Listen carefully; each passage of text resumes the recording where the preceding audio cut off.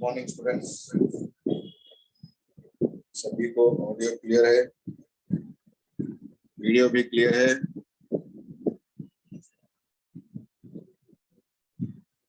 Yes students, सही है।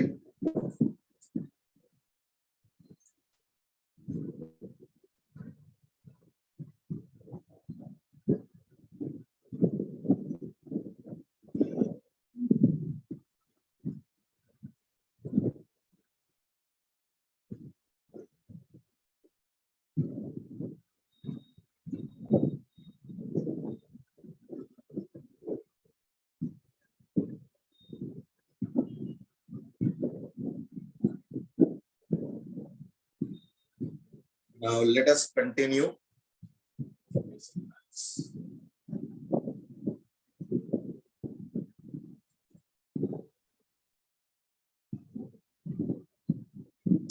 ठीक है, तो एक 15-20 मिनट्स के लिए मेरे पास ब्लूटूथ नहीं है, चार्जिंग को लगाया।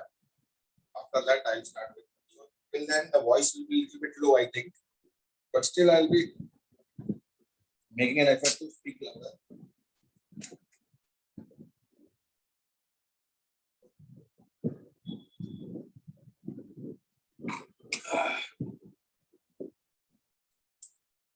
तो कल के क्लास में अपन ने डिफरेंशिएशन स्टार्ट किया है। डिफरेंट फॉर्मूलेस कितने देखे अपन ने? 10 फॉर्मूलेस देखे है ना। 10 फॉर्मूलेस देखे। एक बार मैं फोटो देख लेता हूँ करके।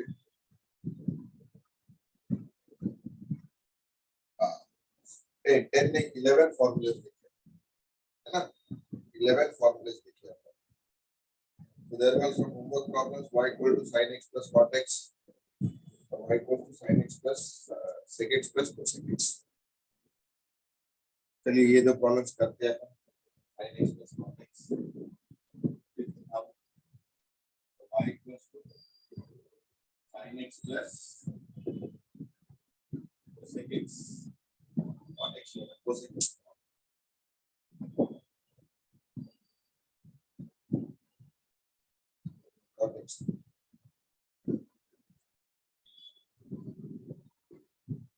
ठीक है, तो dy by dx, तो ये बनेगा dy by dx of sin x plus dy by dx of cot x.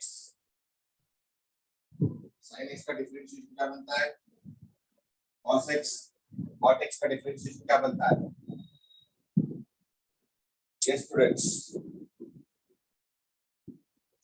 cot x का डिफरेंशिएशन करके फॉर्मूला क्या बनता है?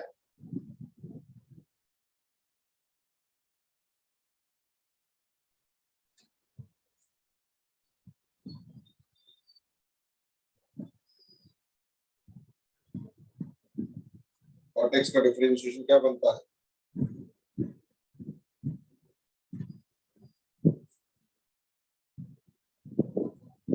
माइनस cosec स्क्वायर x क्या बनता है? Minus cosec square x। यो क्या लिया? 6 था, y equals to sec x क्या लिया तुमने?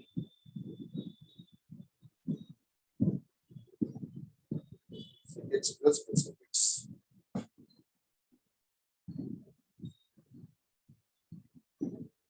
यहाँ पे सीधा लिखो dy by dx, ये बनेगा sec x का डिफरेंशिएशन। sec x का बनता है sec x tan x है ना। sec x का बनता है tan x sec x, और इसका बनता है minus cot x cosec x। ये है दोनों answers. Are we clear with this? ठीक है, अब 12th फॉर्मूला को बुलाते हैं प्रोडक्ट। क्या बुलाते हैं? Product. What exactly do mean product? u and v are functions of x. So when y equals to dy by dx, dy by dx जब डिफरेंशिएट कर रहे हो दोनों, देखो दोनों फंक्शंस अगर ऐड हो रहे या सबट्रैक्ट हो रहे तो अपने को मालूम क्या करना है। दोनों फंक्शंस मल्टीप्लाई हो रहे तो उसको बुलाते हैं प्रोडक्ट रूल।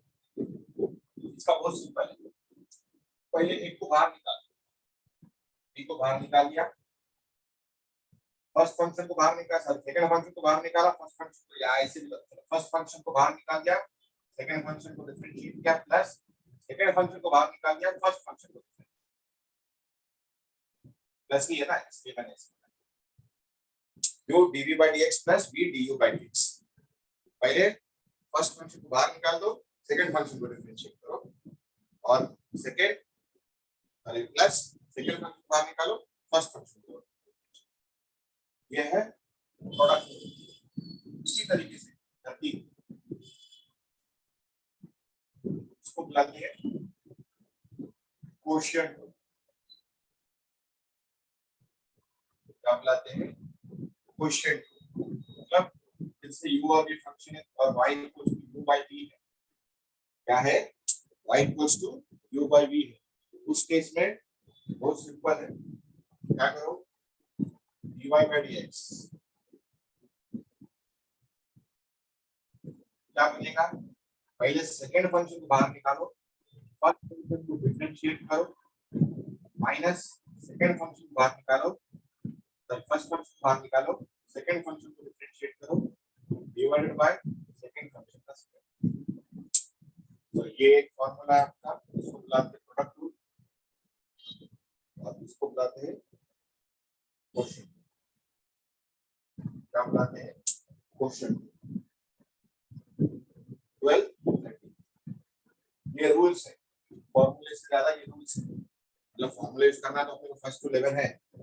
अब ये दो रूल्स है और एक तीसरा आएगा चेन रूल, वो भी बहुत इंपॉर्टेंट है, 15 तक आसपास करके। तो सपोज फाइंड है क्वेश्चन लिख दिया है, find dy by dx। First दिया है y equals to x square by y equals, अब इसको dy by dt कर देते हैं, t sin t सेकंड लिखा, y equals to 1 plus t cos t square cos t किया, third y equals to dq plus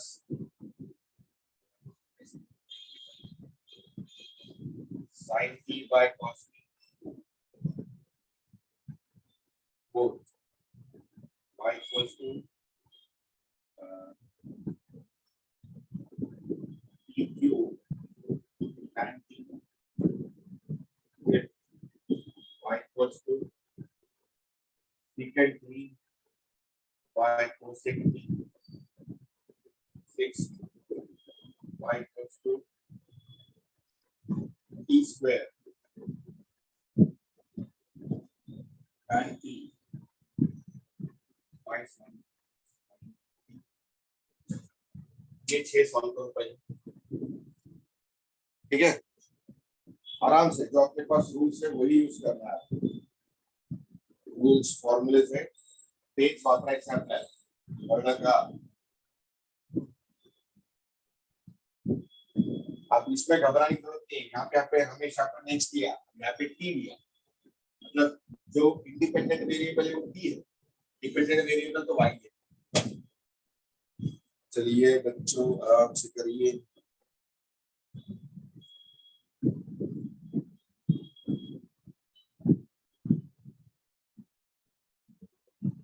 और जो फॉर्मूले बताना है,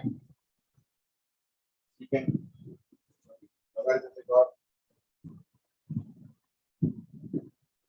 लॉगरिथमिक और एक्सपोनेंशियल फॉर्मूलास बताना है, वो बताऊंगा। पहले ये वाले सॉल्व करो आराम से आपके हिसाब से, कोई भी गड़बड़ की बात नहीं इसमें।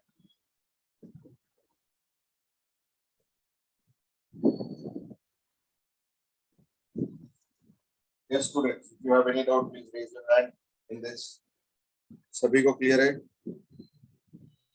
अनुज, हाँ प्रवीण, थोड़ी देर के लिए।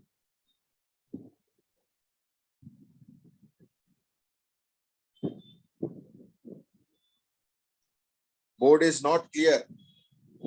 How many of you are facing the same problem? जिन जिनको बोर्ड क्लियर नहीं है हाथ ऊपर करो। या सिंपली मैं बोलता हूँ, बहुत सिंपल सोल्यूशन है। क्या करो, एक बार रिजॉइन हो जाओ। अनुज रिजॉइन हो जाओ, अनुज जाधव लीव करके फिर से रिजॉइन हो जाओ। बाकी लोगों को क्लियर है बेटा, ठीक है? चलिए बच्चों, आराम से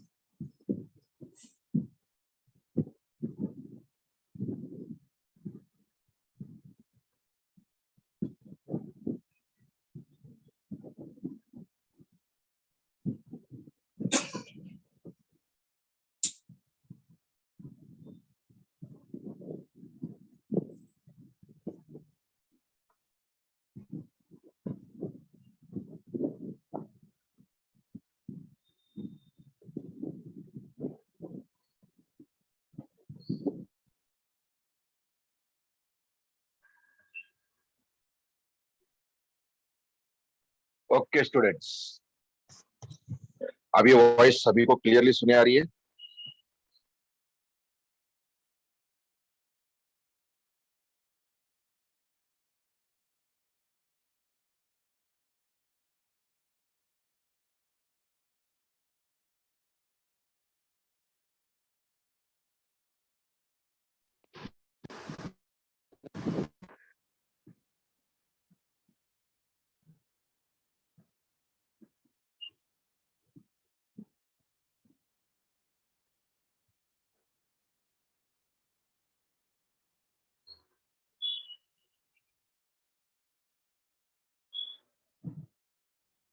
यस स्टूडेंट्स, चलिए स्टार्ट करते हैं, सॉरी सॉल्व करते हैं अभी। ये फर्स्ट है ना, ये फोटो लेना पड़ेगा इसका।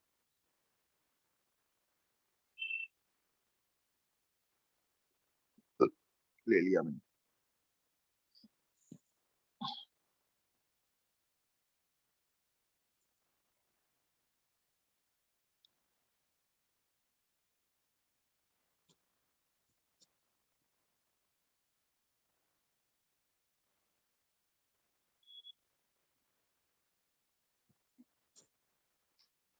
चलिए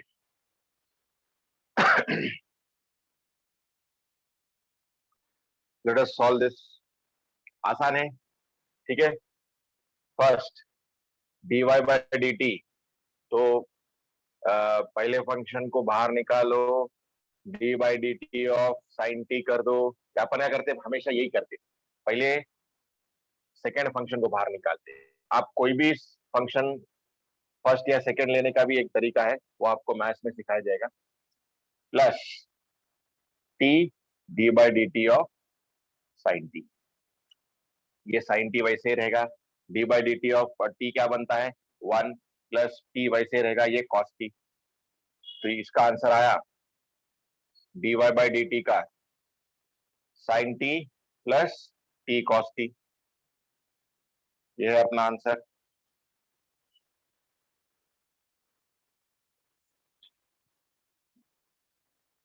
सही है, कोई भी गड़बड़ नहीं है इसमें।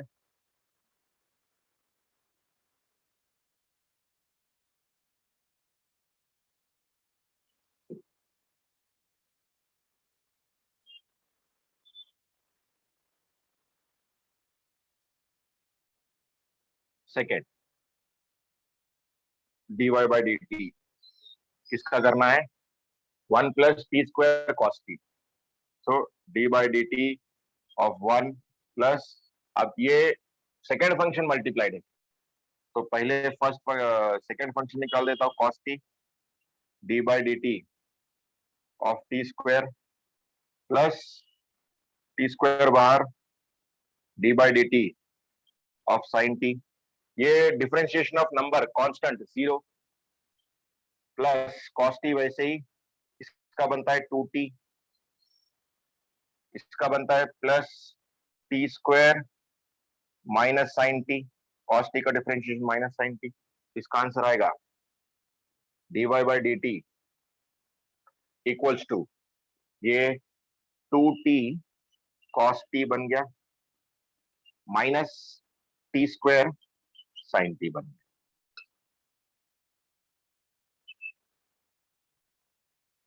थर्ड, अब y equals to sine T by cos t है। अब देखो sine T by cos t दिया है मैंने यहाँ पे, क्यों दिया है, क्योंकि अपने को मालूम sine T by cos T क्या बनता है, tan टी, और tan टी का डिफरेंशिएशन क्या होता है, कोसेक स्क्वायर। साइन टी का, सॉरी tan टी का डिफरेंशिएशन क्या बनता है, second square, sorry second square x second square t. तो इसका डिफरेंशिएशन ये actually y equals to tan t है, तो इसका differentiation dy by dt should be second square T. ये अपना आंसर आना चाहिए फॉर्मूले के मुताबिक से, मगर अपन यहाँ पे क्वेश्चन रूल यूज करेंगे। तो y इक्वल्स टू, ये सेकेंड फंक्शन है, तो पहले cos t into D by D T of sine T D Y by D T minus sine T D by D T of cos T divided by cos square T. Cos T वैसे ही, D by D T of sine T क्या बनेंगी, वो भी बनेगी cos T minus sine T D by D T of cos T क्या बनेगी, minus sine T divided by cos square T. ये cos T into cos T क्या बनता है, cos square T, sine T into minus sine T, तो ये plus हो जाएगा बाय कॉस स्क्वायर टी। ये मालूम अपने को 1 है, 1 बाय कॉस स्क्वायर टी क्या बनेगा फिर, d Y by D t secant square t. तो अपना यहाँ से फॉर्मूला वो भी करेक्ट है और क्वेश्चन रूल उसका एप्लीकेशन भी करेक्ट है। यहाँ तक हो गए। ठीक है। फोर्थ, तो फोर्थ पहले ही कर देता, dy by D T. dy by D T क्या बनेगा, ये फर्स्ट है ये सेकंड है, तो सेकंड फंक्शन पहले ले लेता हूँ, tan t d by D T of T cube plus T cube d by D T of tan t। तो ये बनेगा, देखो ये 3 × 3 t² tan t प्लस ये टी क्यूब और tan t का बनता है सेकेंड स्क्वायर t। ये आपका आंसर थर्ड हो गया। फोर्थ आप कर लोगे, देखो सीकेंट बाय कोसेक, ये फिफ्थ वाला फोर्थ हो गया। फिफ्थ वाला मैं सीधा सीधा कर देता हूं, देखो dy बाय dt, तो पहले cosec t into differentiation of sec t, differentiation of sec t is sec t tan t minus secant t, अरे ये ऐसा हो जाएगा,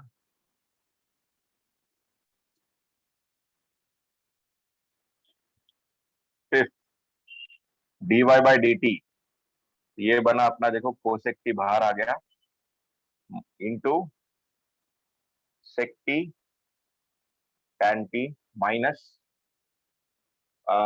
secant t बाहर आ जाएगा, और ये बनता है minus cosec t cot t divided bye, क्या है नीचे डिनोमिनेटर में सेक, ऊपर है ना कोसेक का स्क्वायर है,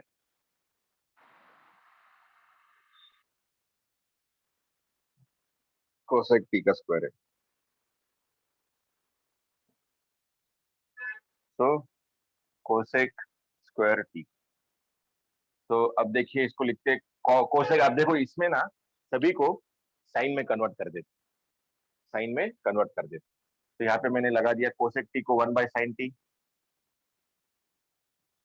सेक टी को 1 by cos T, tan T को sine T by cos T, minus sec T को 1 by cos T, minus minus plus हो गया, ये कोसेक टी को 1 बाय साइन टी, और ये cos T bye sine T divided bye, अब इसको नहीं कहा मैंने, कोसेक स्क्वायर टी। ये कितना बनेगा, देखो साइन टी यहाँ का कट हो गया, ये 1 by cos square T plus ये देखो कॉस टी कट गया, 1 by sine square T divided bye, इसको मैं ऐसे लिख सकता हूँ क्या, into 1 bye cosec square t, सही है ना, ये स्क्वायर ये बना। अब ये कोसेक स्क्वायर टी को मैं 1 बाय कोसेक स्क्वायर टी को साइन स्क्वायर टी लगा सकता हूँ, तो 1 by cos square T plus 1 by sine square T into sine square T, ठीक है। अब साइन स्क्वायर टी को मल्टीप्लाई किया तो ये बना sine square T divided by cos square T, ये बना +1, साइन बाय कॉस बनती है tan square T +1, tan square T +1 ये बनता है सीकेंड स्क्वायर टी, क्या बनती है, सीकेंड स्क्वायर टी, सही बात है ना, क्या बनती है, सीकेंड स्क्वायर टी। ये आपका final answer dy by D T, ये है फाइनल आंसर। हर एक सॉल्व कर रहा हूं यहाँ पे मैं,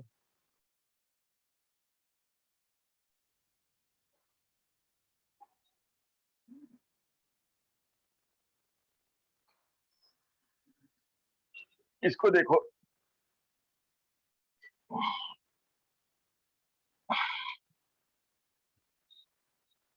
अपन इस तरीके से भी कर सकते हैं।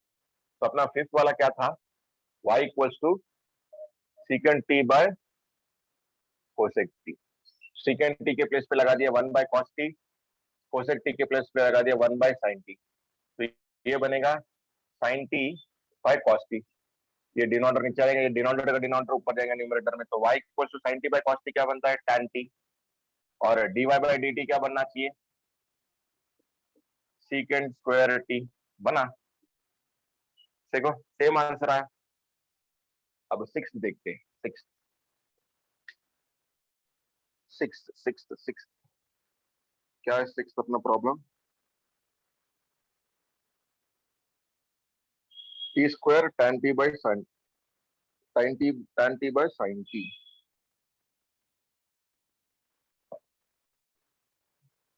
तो y equals to t square plus sin t by tan t।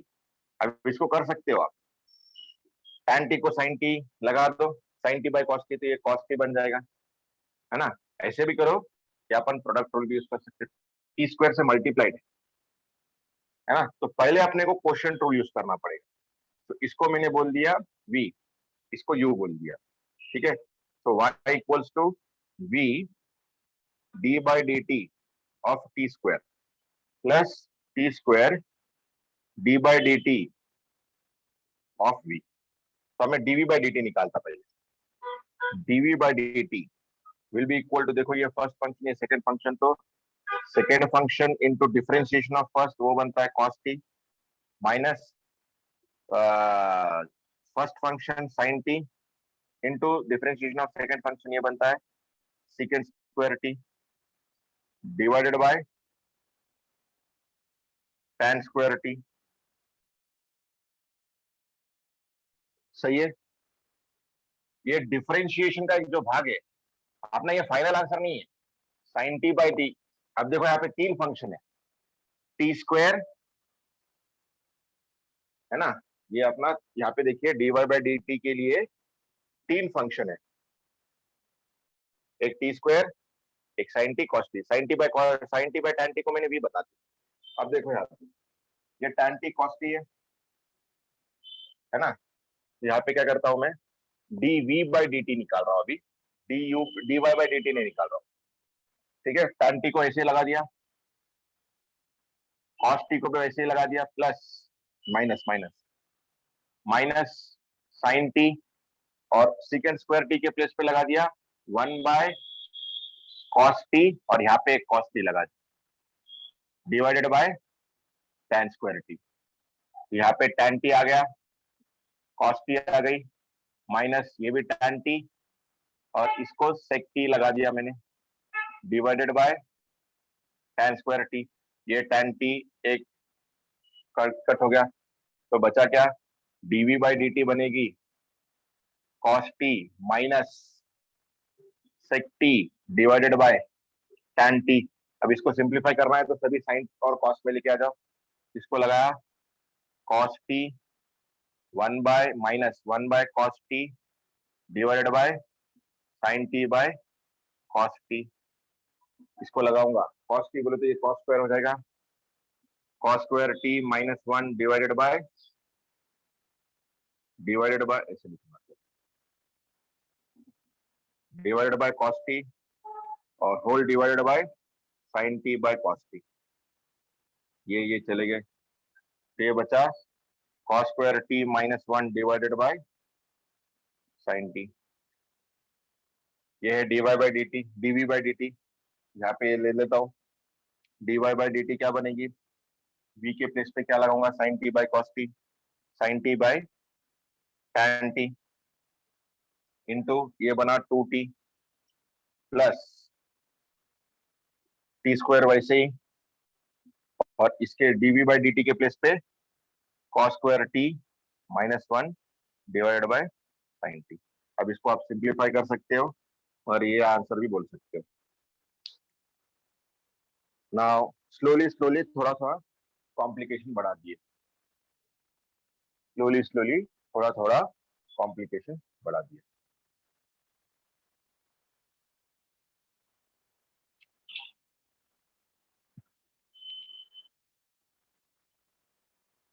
Clear है सभी को?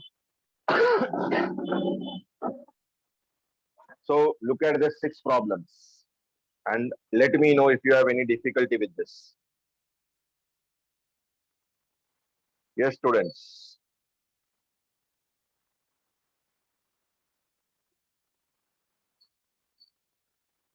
Yes, शुभम, काव्या, आपको ऑडियो वीडियो क्लियर है बेटा? ये बार बार पूछना पड़ रहा है मेरे को।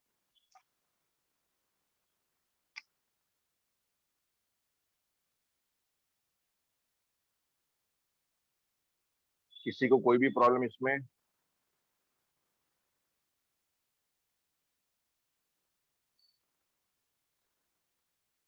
अनुज जाधव, नीट में देखो, बेसिक मैथ्स में एक ध्यान में रखो बेटा, इसमें आपको पास्ट ईयर जेई क्वेश्चन, जैसे अपन ने डायमेंशन एनालिसिस, एरर एनालिसिस इसमें देखा है, पास्ट ईयर क्वेश्चन लिया था।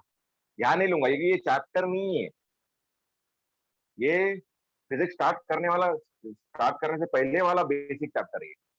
और इसके ऊपर कोई आपको जेई में फिजिक्स में क्वेश्चन नहीं पूछेंगे भाई, मैथ्स चाहिए तो आपको मैथ्स में क्वेश्चन आएंगे।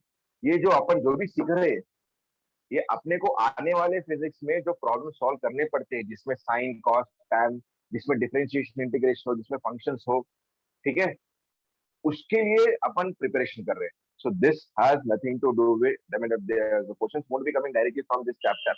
This is not a chapter of physics.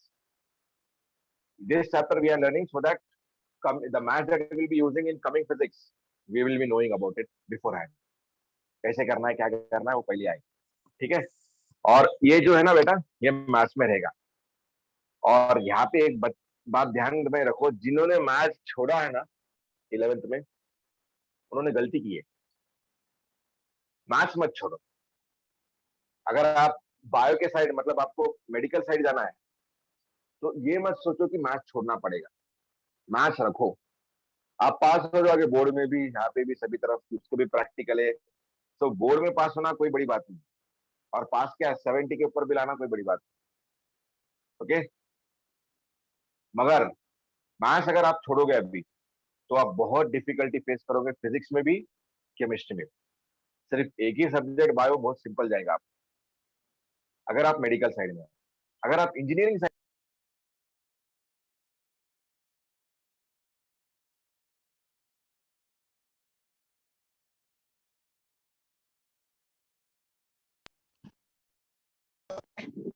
बिल्कुल ही नहीं छोड़ना चाहिए, ठीक है बेटा।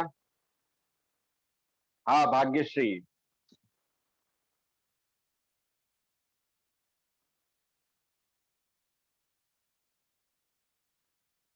हाँ हाँ म्यूट झालो, तो फोन आ रहा था मला।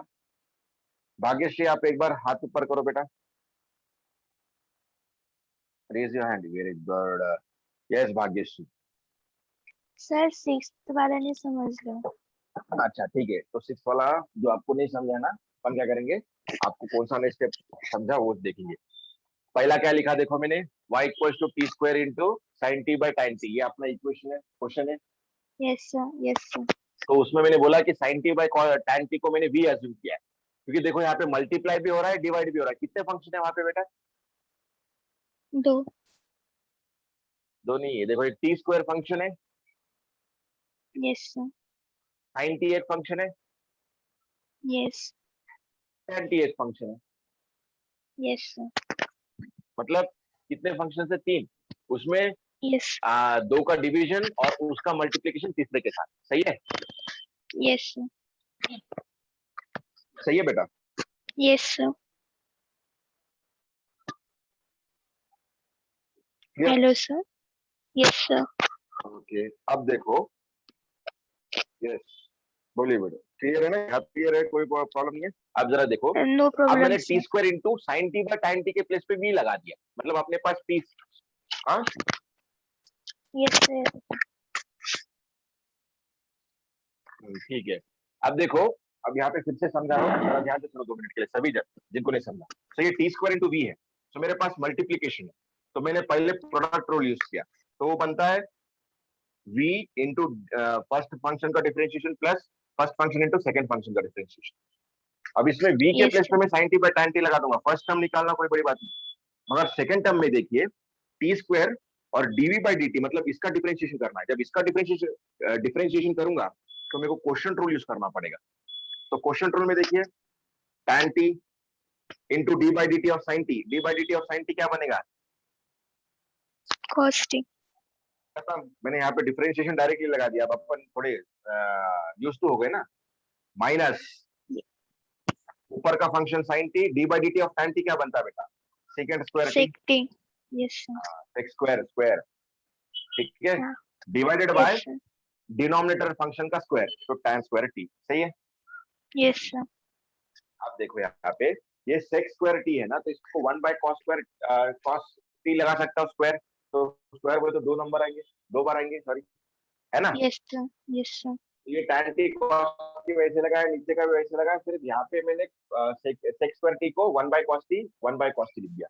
एक cos t division sine t के साथ ले लिया, दूसरा 1 के साथ क्यों yes लिया? sir। क्योंकि ये tan टी बन जाएगा।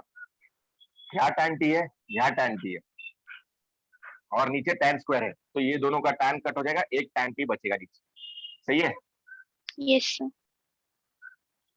1 बाय कॉस टी फिर से सेक टी लिख दिया जब मैंने यहाँ पे, तो cos T minus sec t divided by tan t. तो इसको सिंप्लीफाई करना है तो सभी साइन और कॉस में लेके आना है। तो कॉस टी सेक टी के प्लेस पे 1 by cos t, tan t के प्लेस पे 1 sine T by cos t. अब ये कॉस को यहाँ मल्टीप्लाई किया तो कॉस स्क्वायर, डिनोमिनेटर पूरे का कॉस टी बनेगा -1 डिवाइडेड बाय इसका sine T by cos T. ये दोनों डिनोमिनेटर में कॉस टी तो कट हो गए, बचेगा क्या? Cos square T -1 divided bye sine T, है ना। yes sir। अब यहाँ पे देखो v के प्लेस पे लगा दिया sine T by tan t, इसका डिफरेंशिएशन बनता है 2t, फिर t square d v by d t जो अपन अभी लिखा है वो लगा दिया। yes sir। सही है। yes sir। thank you sir। कोई गड़बड़ नहीं है इसमें, क्लियर है सभी को? no sir। yes sir। thank welcome you। बेटा, म्यूट हो जाओ। वेलकम। अभी 13 तक हो गए। अब मैं आपको एक 14th और 15th वाला फॉर्मूला देता हूँ। 14th लोगैरिथमिक, मतलब y equals to log of x है। अब ये log अपना बेस 10 है, ठीक है, तो इसका बनता है dy बाई डी एक्स। इसका dy बाई डी एक्स क्या बनेगा? ये एक अपना फॉर्मूला है।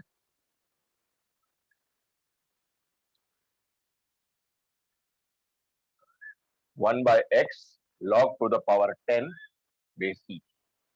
E is exponential. E is exponential. ठीक है। अगर y equals to log to the base of e x बनेगा, तो ये dy बाई डी एक्स,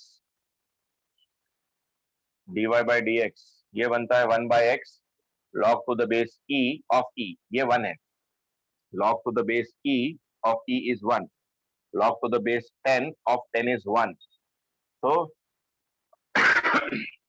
ये आपका उसमें फर्स्ट, उसमें सेकेंड, ये आपका फर्स्ट फॉर्मूला, उसी में dy बाई डी एक्स बनेगा 1 बाई एक्स। अगर बेस e है तो 1 बाई एक्स, अगर बेस e है तो 1 बाई एक्स, अगर बेस 10 है तो 10 के प्लेस पे क्या करता हूँ? a लगा देता हूँ। सो कोई भी a of a equals to 1, log of 10 of 10 equals to 1। अगर लॉगरिथमिक का बेस और नंबर सेम है तो उसका लॉग 1 होता है, ये आपको मालूम है, मालूम रहना चाहिए। 15th एक्सपोनेंशियल फंक्शन,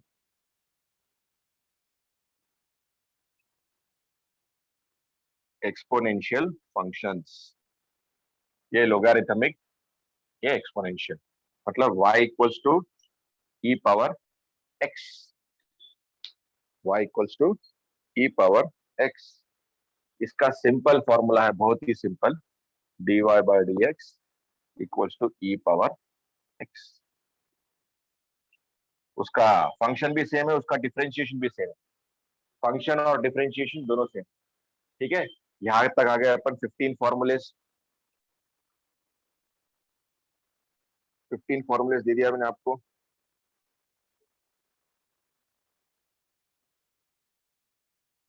ठीक है, अब दूसरा क्वेश्चन करते हैं। दूसरा सेट ऑफ क्वेश्चंस, 5 क्वेश्चंस का सेट देता हूँ फिर से एक बार।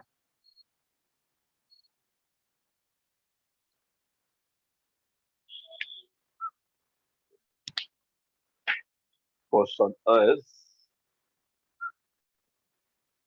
find dy by dx. First,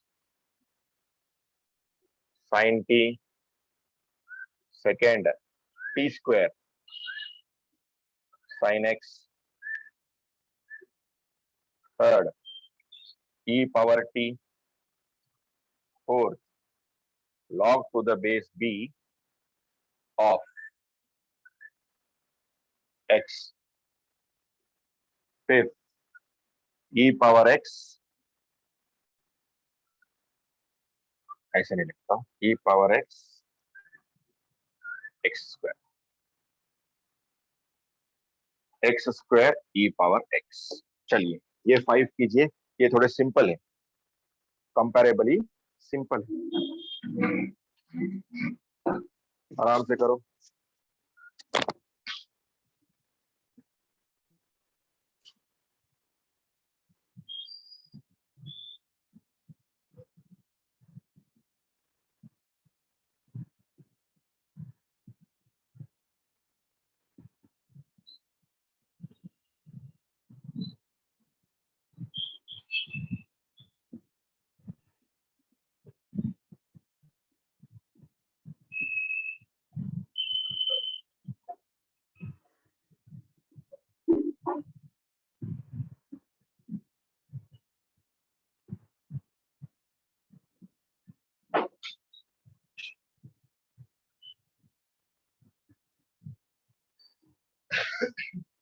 yes students, आराम से सॉल्व करने की कोशिश करो, सभी ने ट्राई करना है.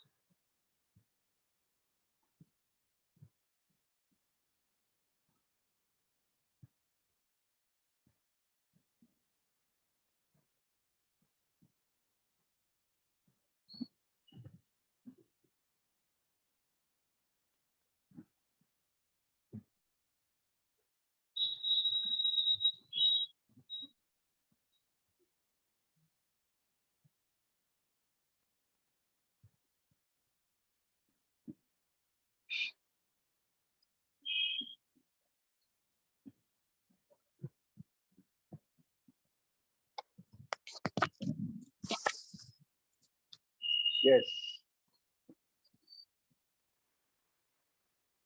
और टाइम दो. सभी के पास वो फॉर्मूला क्या करो, जो फॉर्मूला आपको लिख के दिया है वो शीट पर शीट बना दो, उसका शीट बना दो. Board is not clear.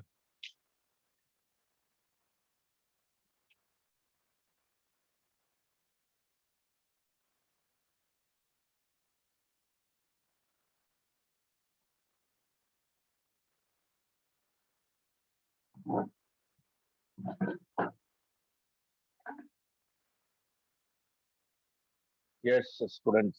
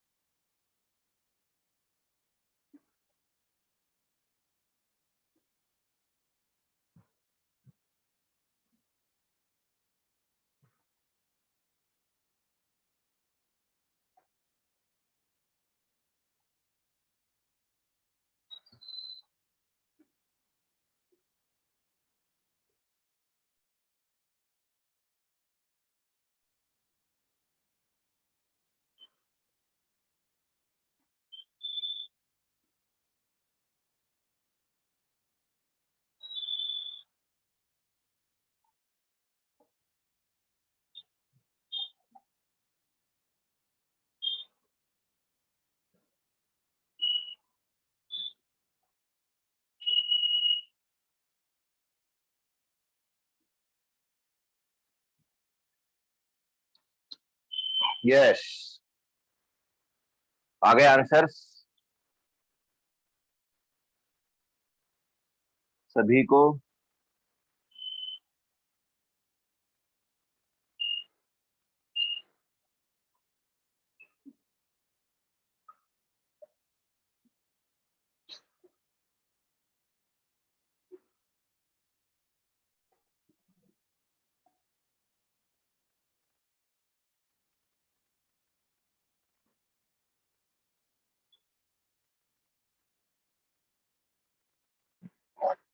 चलिए देखते हैं। फर्स्ट साइन टी का निकालना है, ठीक है। अब ये क्वेश्चन में जानबूझ के दिया है। फर्स्ट वाला देखिए, आपको dy बाय dx निकालना है और y as a function of sine t दिया है, ठीक है। यहां देखिए x है variable, independent variable is x, और यहां पे इंडिपेंडेंट वेरिएबल t है ना। सो अगर x के साथ t को डिफरेंशिएट करोगे, अपन यहाँ पे डिफरेंशिएशन यहाँ पे x के साथ कर रहे हैं, और मगर यहाँ पे कौन है वेरिएबल t, यहाँ वेरिएबल कौन है x, यहाँ कौन है t। अगर मेरे को dy बाय dx करना है किसका, साइन t, ठीक है। तो यहाँ पे देखिए variable of differentiation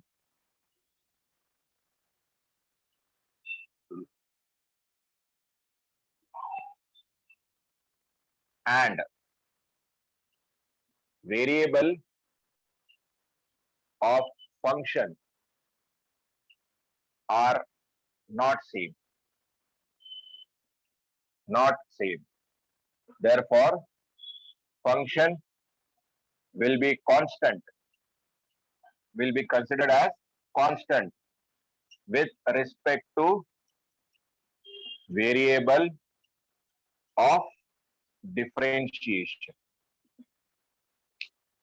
variable of differentiation और फंक्शन का वेरिएबल अलग हो, अगर अगर अलग हो दोनों का वेरिएबल, उस केस में फंक्शन को कांस्टेंट कंसीडर किया जाता है। इसका मतलब फिर dy by dt d by D x of sine T क्या बनेगा, जीरो। इसका मतलब यहाँ पे dy बाय dt क्या बनेगी, zero. Why, because sine t is constant with respect to x, क्योंकि x चेंज होने से साइन टी नहीं चेंज होगी। साइन टी चेंज करना है तो t को चेंज करना पड़ेगा, यहाँ t को नहीं चेंज कर रहे, वेरिएबल अपना x है, तो ये कांस्टेंट बन गया। ये x पर डिपेंड हो रहा है, नहीं x पर डिपेंड नहीं है तो कांस्टेंट, खत्म। ये हो गया फर्स्ट। सेकंड देखिए, y equals to t square sine x. अब फिर से दो फंक्शन है, ठीक है। आप बोल सकते हो now t square will be constant with respect to x, मतलब कांस्टेंट है तो बाहर आ जाएगा, तो dy by D x will be equal to t square, बाहर आ गया d by D x of sine x करना है। साइन एक्स का मालूम क्या बनता है, वो कॉस एक्स, तो टी स्क्वायर कॉस एक्स क्या बनेगा, टी स्क्वायर कॉस एक्स। सही है कि नहीं। या आप फॉर्मूला भी यूज कर सकते हो, यूवी वाला, उसमें एक जो जब टी स्क्वायर का डिफरेंशिएशन करोगे तो वो जीरो बन जाएगा, टी स्क्वायर का डिफरेंशिएशन करोगे तो जीरो बन जाएगा। थर्ड, थर्ड क्या है, ई पावर टी, और आपको निकालना है D Y by D X, तो D by D T D x of E power T ये बनेगा जीरो। क्यों, फिर से ई पावर टी है, ई पावर एक्स रहता तो अपना आंसर आ जाता। अब देखो चौथा, ये तो डायरेक्ट फॉर्मूला है, D Y by D x will be equal to log to the base B है, तो ये बनेगा 1 by X into log of base E, sorry base of B into E, ठीक है। Fifth, X square E power X है, तो इसको मैं एक्स स्क्वायर ले लूंगा, D by D x of E power X लगा दूंगा, प्लस ई पावर एक्स ले लूंगा, D by D x of x square लगा दूंगा। तो ये x square E power x plus E power x, ये बना 2x, इसका बनेगा ई पावर एक्स कॉमन ले लिया, एक्स स्क्वायर प्लस 2x।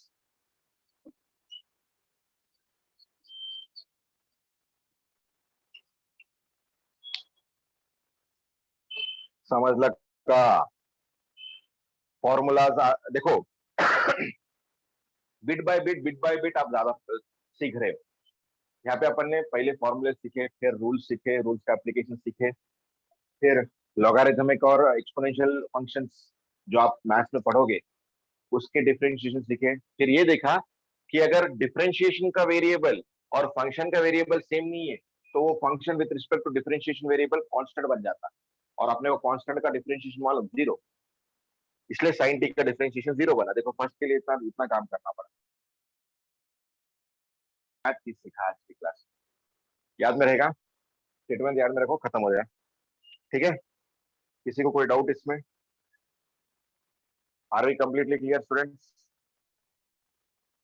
ठीक है, नाउ वन मोर। अब यहाँ पे एक सजेशन आप लोग, अगर आपको डिफरेंशिएशन पे कॉन्फिडेंस लाना है मैथ्स में सीखने से पहले, तो जो जो प्रॉब्लम्स अपन कर रहे हैं वो फिर से आपके आप रिवीजन करो, फिर से सॉल्व करो घर पे बैठ।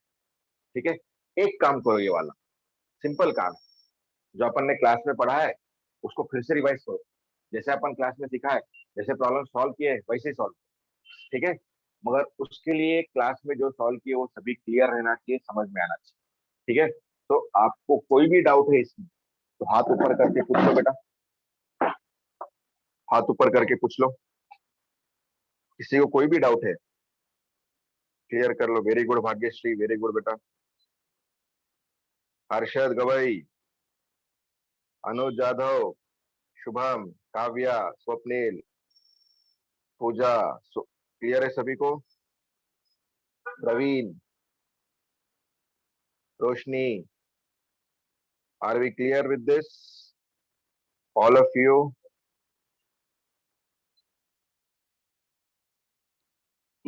क्लियर है बेटा सभी को, कोई प्रॉब्लम नहीं है किसी को इसमें? Very nice Praveen Chaudhary, nice. ठीक है, सो इसके बाद आपका क्लास है, अरे इसके बाद क्लास रहता ना, ये क्लास का 11th है नहीं? हाँ, इसके बाद शायद से जैन मैडम का क्लास होगा। कासलीवाल मैडम है क्या? आ गए क्या मैडम? नहीं आए? डॉक्टर कासलीवाल, बायो का मैडम, बायो का क्लास ना। जैन मैडम, कासलीवाल मैडम आए क्या? यहाँ पे जैन मैम है, को नहीं है? यस मैडम, अगर आप प्रेजेंट हो तो हाथ ऊपर करो मैम, आपको अनम्यूट भी नहीं कर सकता हूँ मैं। जैन मैडम,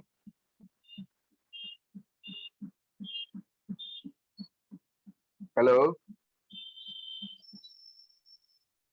ये क्या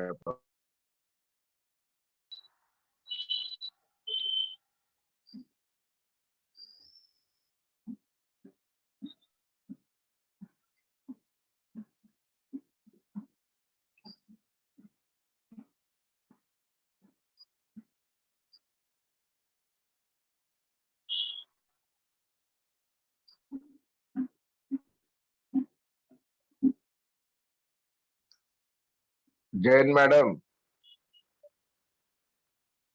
ठीक है बच्चों, मैं क्या करता हूँ, है क्या ये मैडम, है क्या नहीं? I will stop the video, will stop our class here, don't disconnect yourself.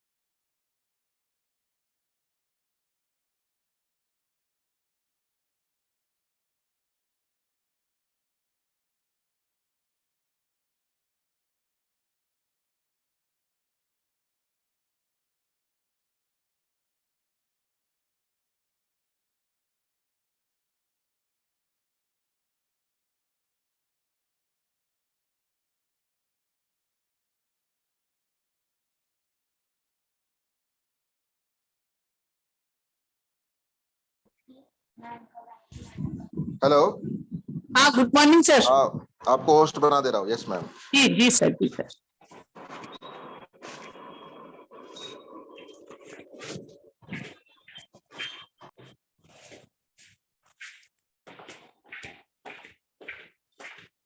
Hello, good morning friends, good morning बेटा।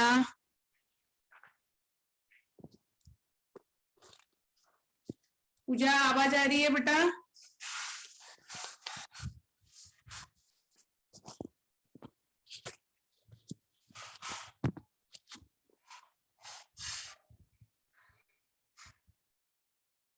चलिए, so as last day we discuss different types of good morning Pooja. बेटा last day जो हमने discuss किया था वो था किस तरह का न्यूट्रिशन मिलता है मुझे बैक्टीरिया में, ठीक है। और फिर हमने उसमें देखा था कि रिप्रोडक्शन के मुझे कितने टाइप मिलते हैं। फिर now we learn the classification of the kingdom monera, right. तो जब हम क्लासिफिकेशन पढ़ रहे थे, हम उसमें से पहला वाला पढ़ लिया था, कौन सा? Archie bacteria. आज हमें पढ़ने थे यू बैक्टीरिया के तीनों ही टाइप। नाम हमने लिख के रखे थे, cyanobacteria, mycoplasma and actinomycetes. Okay, तो मैं इन तीनों को पढ़ा देती हूँ। Cyanobacteria, mycoplasma and एक्टिनोमाइसिट्स।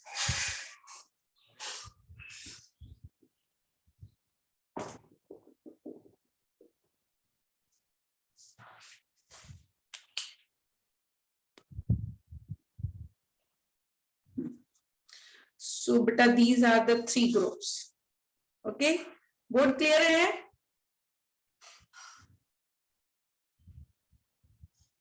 चलिए बेटा, हम ये तीनों पढ़ते हैं कि ये तीनों में क्या क्या मुझे डिफरेंस मिलेगा, क्योंकि एक सिमिलरिटी है जो आप सब लोग जानते हैं।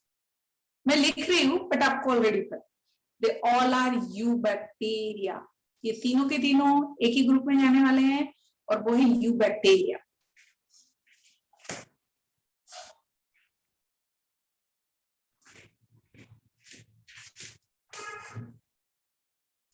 तो they all three are eubacteria. ये कॉमन कैरेक्टर,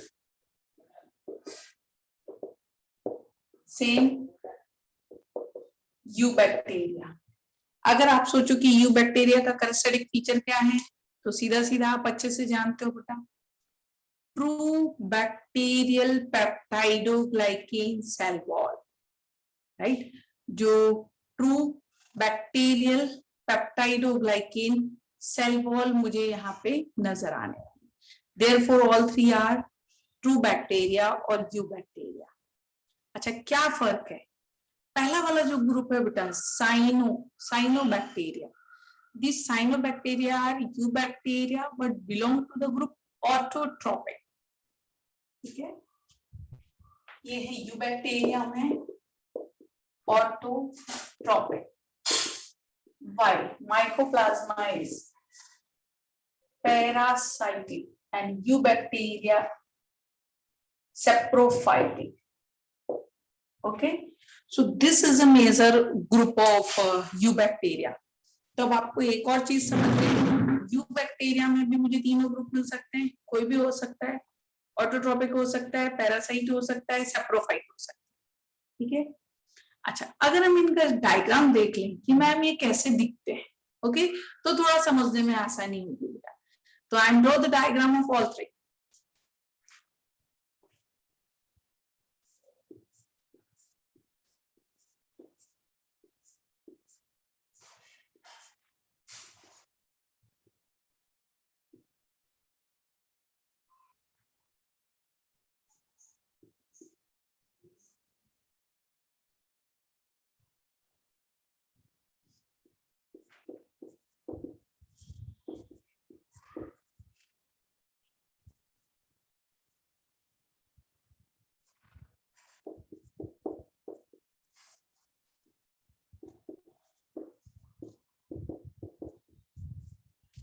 चलिए पहला देख लीजिए, साइनोबैक्टीरिया ऐसे एक के ऊपर एक सेल लाइन से जमा है बेटा, तो आपको समझ में आ रहा है कि ये आपको फिलामेंट के जैसा दिखेगा। देखो इसके चारों तरफ एक स्लाइम लेयर है, आपको पता है slime layer is a part of glycocalyx. Okay, अच्छा ये हेट्रोसिस्टस है बेटा, क्योंकि कुछ सेल में फोटोसिंथेसिस होता है, कुछ सेल में नहीं होता। तो ये जो साइनोबैक्टीरिया आपको कुछ इस तरीके का दिखाई देगा, राइट, फिलामेंटस। अब हम देखते हैं कि माइकोप्लाज्मा मुझे कैसा दिखाई देगा, माइकोप्लाज्मा कैसा दिखाई देने वाला है। ओके, तो माइकोप्लाज्मा को आप देखेंगे तो कुछ ऐसा दिखेगा।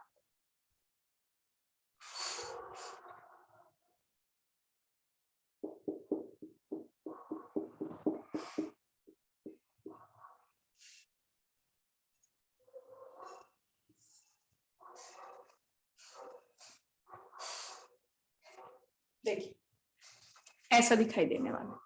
तो ये जो बैक्टीरिया है माइकोप्लाज्मा, देख के समझ में आ रहा है राउंड, क्योंकि ये इसका सेल मेम्ब्रेन है, ये इसका कौन सा पार्ट है, डीएनए, ये डीएनए, और ये इसमें भरा हुआ इसका मैट्रिक्स है।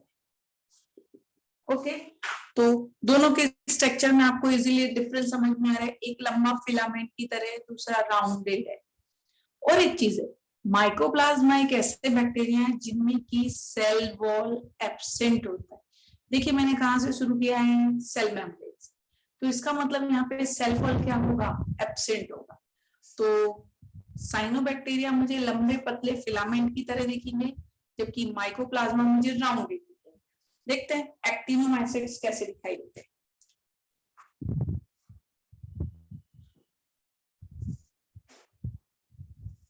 ऐसे दिखने वाला, अंदर भरा हुआ होगा इनका साइटोप्लाज्म यानी कि मैट्रिक्स,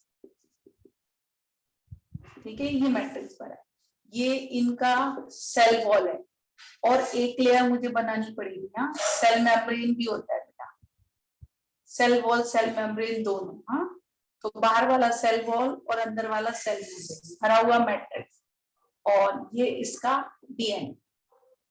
देखिए ये ऐसा दिखेगा। हाँ हाँ, तीनों में डिस्टिंग्विश कर पा रहे हो कौन सा कैसा दिख रहा है, बॉयज एंड गर्ल्स, तीनों का अपीयरेंस क्लियर हुआ क्या? मैं बाद में डायग्राम अरेंज करके सिर्फ नाम लिखने वाली हूँ। एक है फिलामेंट की तरह, दूसरा, यस भाग्यश्री, यस बेटा, एक फिलामेंट की तरह है, दूसरा राउंड है, और तीसरा देखो ब्रांच्ड है, ध्यान से देखो, ब्रांच्ड फिलामेंटस है। हाँ, अब मैं सिर्फ वर्ड लिखने वाली हूँ। डायग्राम क्लियर है? Please take a screenshot of the diagram please, या तो आप स्क्रीनशॉट लो बेटा इसका, या तो प्लीज डायग्राम ड्रॉ करो, क्योंकि बाद में मैं इरेज करके सिर्फ वर्ड्स लिखने वाली हूँ। हाँ, आपको इन तीनों का अपीयरेंस दिखना चाहिए। अच्छा, टेक्स्ट बुक चेक करोगे तो साइनोबैक्टीरिया का डायग्राम गिवन है, साइनोबैक्टीरिया का डायग्राम दिया हुआ है बेटा टेक्स्ट बुक में। तो इस तरीके के मुझे तीन अलग अलग शेप दिखाई देने वाले हैं, तीन अलग अलग ग्रुप में यू बैक्टीरिया के। तो चलिए, can I erase the diagram?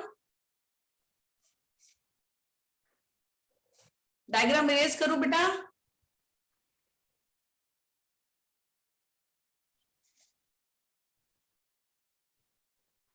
ठीक है पूजा, यस बेटा। तो ये मुझे कैसे दिखाई देंगे वो मुझे समझ में आ गया। तो देखने के बाद, माइक्रोस्कोप में देखने के बाद आप इसका शेप लिख सकते हो कि आपको दिखेंगे कैसे। मैं इनको एक साथ इसलिए लिख रही हूँ बेटा कि आप इन तीनों के क्वेश्चन एक साथ सॉल्व कर पाओ, ठीक है, क्या फर्क है, तब आप समझ गए। यहाँ पे मुझे कैसे मिलने वाले हैं फिलामेंटस, ये कैसे मिलेंगे राउंडेड, और ये कैसे मिलेंगे ब्रांच्ड लाइक माइसीलियम। अगर कोई फिलामेंट और ब्रांच कंडीशन होती है तब हम उसे माइसीलियम बुलाते हैं बेटा, ठीक है। माइसीलियम एक नेटवर्क की तरह मुझे दिखाई दे। चलिए अब इनके हम दूसरे नाम पढ़ लेते हैं। ओके, दूसरे नाम साइनोबैक्टीरिया का ही दूसरा नाम होता है blue green algae. Okay, cyanobacteria का ही दूसरा नाम क्या है? अच्छा लिख देती हूँ। These are also called BGA, full form है ब्लू ग्रीन एल्गी। ओके, इसको बुलाते हैं PPLO, pleuro pneumonia like organism. तो इसमें क्या है कि जो आपका P है वो साइलेंट है, प्लूरो निमोनिया लाइक ऑर्गेनिज्म। और इन्हें बुलाते हैं थर्ड को माइसीलिएटेड बैक्टीरियम।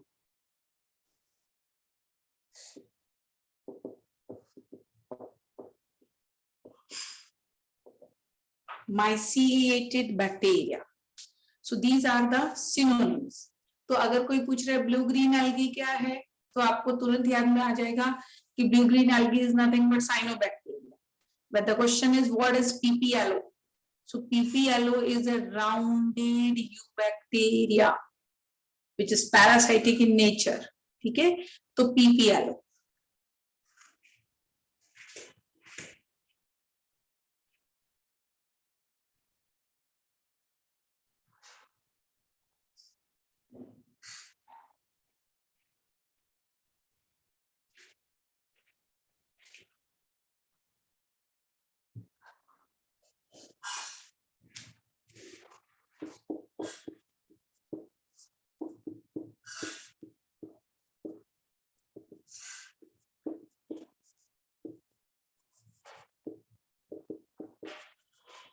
ठीक है, प्लूरो निमोनिया लाइक ऑर्गेनिज्म।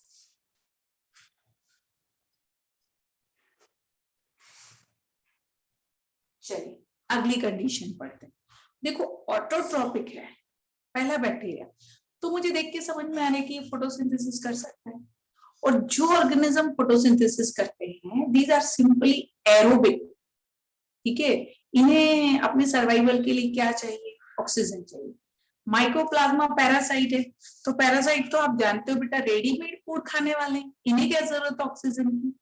अच्छा, एक्टिनोमाइसिट्स की बात करें हम सेप्रोफाइट, तो बेटा ये एरोबिक भी हो सकते हैं एनारोबिक भी हो सकते हैं। ठीक है, so I am write the condition. ये वाले जो होंगे वो क्या होंगे? पहला ग्रुप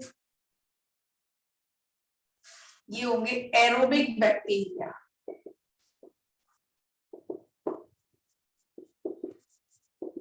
ये एनएरोबिक बैक्टीरिया होंगे नेचर से, और ये either of the type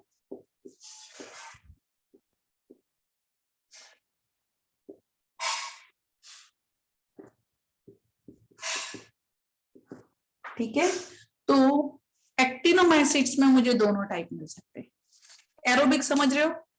The organism which is required oxygen for their survival. The organism which is required oxygen for their survival. Anaerobic बेटा जूम ही है बोर्ड जूम है बच्चा, ऑलरेडी जूम है ये काफी, इससे ज्यादा ओके थोड़ा सा पीछे लेती हूँ, अभी विजिबल होगा।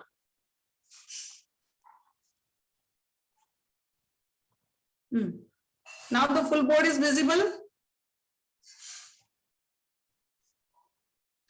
Boys and girls, okay, then no problem बेटा, no problem. ठीक है, तो अब मुझे समझ में आ गया कि एक को सर्वाइवल के लिए ऑक्सीजन लग रही है, दूसरे को ऑक्सीजन की जरूरत नहीं है, और थर्ड वाला आइदर ऑफ द कंडीशन, मतलब कुछ स्पीसीज एरोबिक और कुछ स्पीसीज एनारोबिक। मतलब कुछ मेंबर ऐसे होंगे जो कि ऑक्सीजन के बिना जिंदा रह सकते हैं। BGA blue green algae, blue green algae. तो ये थे इसके रेस्पिरेशन के हिसाब से टाइप। अच्छा, अब जो साइनोबैक्टीरिया इन्हें एक खास क्रेडिट जाता है पूरे अर्थ पे जिन्होंने फर्स्ट टाइम फोटोसिंथेसिस किया वो कोई और नहीं, साइनोबैक्टीरिया थे। ओके, तो cyanobacteria is a good group of organism which perform photosynthesis first time on the earth because there were no oxygen in geological past. Geological past में फ्री ऑक्सीजन नहीं थी, लेकिन जैसे ही साइनोबैक्टीरिया ने फोटोसिंथेसिस किया तो एटमॉस्फेयर में फ्री ऑक्सीजन आने लग गया, क्योंकि हम सीधा सीधा जानते हैं कि ये बैक्टीरिया ऑक्सीजन रिलीज करता है। हमने इसको कल नाम लिखा था एरोबिक में, नॉट सॉरी एरोबिक, ऑक्सीजनिक। ठीक है, तो बेटा ये इनको क्रेडिट जाता है first photosynthetic organism on the earth. These are first photosynthetic organism on earth। ये पहले फोटोसिंथेटिक ऑर्गेनिज्म है अर्थ पे, माइकोप्लाज्मा। ठीक है, हम पढ़ रहे हैं बैक्टीरिया। ठीक है, तो सेल्यूलर ऑर्गेनिज्म में सबसे छोटे जिनके पास सेल है, क्योंकि जैसे ही मैं बोलूंगी सबसे छोटे, आपका जो है ना मेंटोस वाली बत्ती जलेगी और आप बोलेंगे मैम वायरस, पर वायरस के पास सेल नहीं है फ्रेंड्स। तो माइकोप्लाज्मा को हम बुलाते हैं स्मॉलेस्ट सेल्यूलर ऑर्गेनिज्म। ये हमारे पास स्मॉलेस्ट सेल्यूलर ऑर्गेनिज्म, इनको क्रेडिट जाता है स्मॉलेस्ट सेल्यूलर ऑर्गेनिज्म का क्रेडिट माइकोप्लाज्मा को मिलता है बेटा। स्मॉलेस्ट सेल्यूलर ऑर्गेनिज्म, सबसे छोटे सेल्यूलर ऑर्गेनिज्म जो है हमारे पास वो माइकोप्लाज्मा है। इनका जो साइज है 0.1 to 0.15 मिलियन होता है। सबसे छोटे इसलिए नाम साइज लिखी हुई 0.1 से शुरू होंगे, देखिए कितने छोटे, तो 0.15 म्यूएम, इतना छोटा साइज है। 0.1 आप समझ रहे हो कितना छोटा साइज है, 0.1 to 0.15 म्यूएम। इतना मुझे माइसेटिक्स, बट ये जो एक्टिनोमाइसेटिस हैं, these are having a great economic importance। इनका सबसे ज्यादा इकोनॉमिक इंपॉर्टेंस है, क्योंकि रीजन क्या है कि माइकोप्लाज्मा सॉरी एक्टिनोमाइसेटिस जो होते हैं, इससे खास तरह के केमिकल्स निकाले जाते हैं जिसका नाम आप सब जानते हो, और वो है एंटीबायोटिक्स। ओके, तो एक्टिनोमाइसेटिस का इकोनॉमिक इंपॉर्टेंस बहुत ज्यादा है बेटा। ये वो ऑर्गेनिज्म है जिनसे क्या निकाले जाते हैं, एंटीबायोटिक्स। तो इनको क्रेडिट जाता है antibiotics producing bacteria, antibiotics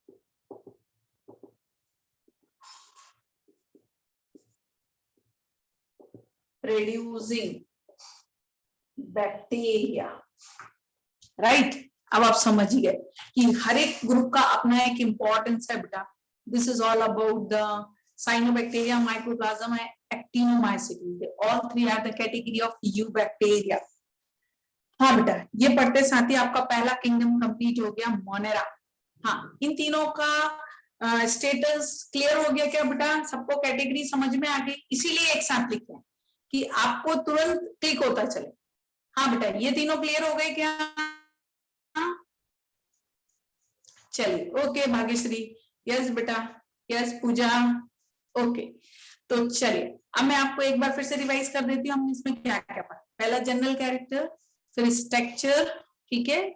structure के बाद आपने पढ़ा फ्लैजिलम, फ्लैजिलम के बाद पढ़ा शेप, शेप के बाद आपने पढ़ा न्यूट्रिशन, न्यूट्रिशन के बाद रिप्रोडक्शन, और ये last point classification. Okay friends, तो ये हमने कंप्लीट किया फर्स्ट किंगडम। थैंक्स बेटा, थैंक्स। चलिए आगे पढ़ते हैं बेटा, किंगडम प्रोटेस्टा। बेटा मैं चाहती हूँ कि जो 16 लाख बच्चे या 18 लाख बच्चे एग्जाम देंगे, होपफुली उसमें आपका नंबर भी पहला या दूसरा ही हो। इसीलिए मैं चाहती नहीं कि मैं कोई भी पॉइंट छोड़ूं और मुझे बाद में ऐसा लगे कि यार मैंने ये वाला पॉइंट क्यों नहीं बताया मेरे बच्चों को।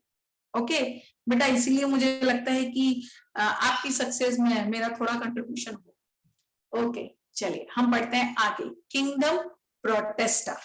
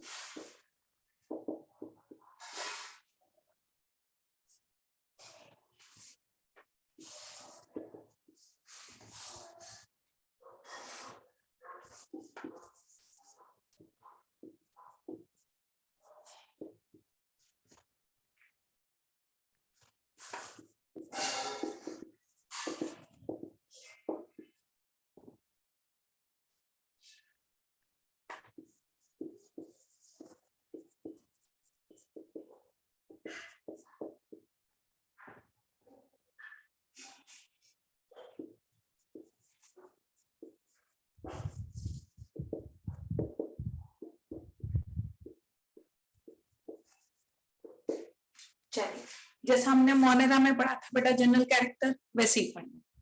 अच्छा, पहले समझा देती हूँ फिर एक साथ लिखूंगी, इजी इजी। देखो बैक्टीरिया मुझे हर जगह मिलता है, तो मोनेरा को हमने लिखा था ओमनी प्रेजेंट, पर ये जो मेंबर है किंगडम प्रोटिस्टा के बेटा, इसमें से 90% से भी ज्यादा 95% तक मेंबर मुझे मिलने वाले एक्वेटिक, ओके, मतलब पानी में मिलता है। सेल, अभी किंगडम प्रोटिस्टा है तो हमने ऑलरेडी फाइलोजेनी पढ़ी हुई है, इसलिए हमें पता है सेल तो यूकैरियोटिक मिलने वाली है। अच्छा, प्रोटिस्टा किंगडम ही पूरा यूनिसेल्युलर का है, तो यानी कि बॉडी में मुझे सिंगल सेल मिलने वाला है, तो again I am right here the unicellular. Okay, देखो किंगडम मोनेरा और किंगडम प्रोटिस्टा में एक चीज सेम है, दोनों के दोनों यूनिसेल्युलर, पर बेटा इनका अंदर का एंटीरियर बड़ा अलग है।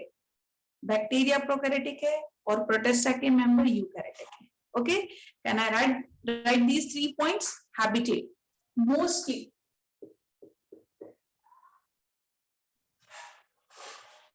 ज्यादातर मेंबर्स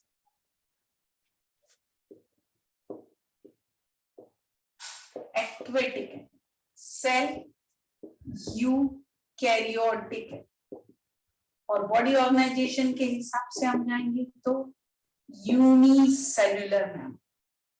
न्यूट्रिशन, अच्छा आप ऐसे समझ लो, प्लांट लाइक भी होते हैं, एनिमल लाइक भी होते हैं, फंगाई लाइक भी होते हैं, तो अब आपको समझ में आ रहा है, ऑटोट्रॉपिक भी हो सकते हैं, हेटरोट्रॉपिक भी हो सकते हैं। अच्छा, इसमें एक बड़ी यूनिक ऑर्गेनिज्म इन्वॉल्व है जिनका नाम है यूग्लिना। यूग्लिना, अच्छा वो तो बड़े अजीब मेंबर है, जब सनलाइट होता है तो फोटोसिंथेसिस करते हैं, यानी कि they are behave like autotroph. अच्छा, नाइट हो गया तो दूसरे ऑर्गेनिज्म को खाने लग जाते हैं, they are behave as a consumer. तो डे टाइम में as a producer, night time में एज ए कंज्यूमर। तो इसका मतलब है कि ये मुझे दोनों के बीच का मोड मिल रहा है, ना तो ऑटोट्रॉपिक ना तो heterotrophic, and the simple word is mixotrophic. Mixotrophic, तो न्यूट्रिशन मुझे जो यहाँ पे मिलता है वो कैसा मिलेगा? ऑटोट्रॉपिक और हेटरोट्रॉपिक तो पुराने हैं, आप जानते हो, एक नया मिल रहा है मिक्सोट्रॉपिक। ऑटोट्रॉपिक हो सकते हैं, हेट्रो भी हो सकते हैं, और मिक्सोट्रॉपिक भी हो सकते हैं। ठीक है, तो मिक्सोट्रॉपिक देखिए ना, कितना यूनिक मोड है इनके, लाइफ जीने का अंदाज कितना अलग है। ठीक है, डे टाइम में प्रोड्यूसर, नाइट टाइम में consumer, right. Genetic material, no doubt DNA होगा, डीएनए तो बदलने वाला नहीं, बट अब की बार डीएनए हिस्टोनिक है, राइट। पहले जो था, अब भी डीएनए है मॉलिक्यूल, पर मॉलिक्यूल का कंपोजिशन थोड़ा सा डिफरेंट है बेटा, तो डीएनए वो भी हिस्टोनिक डीएनए है,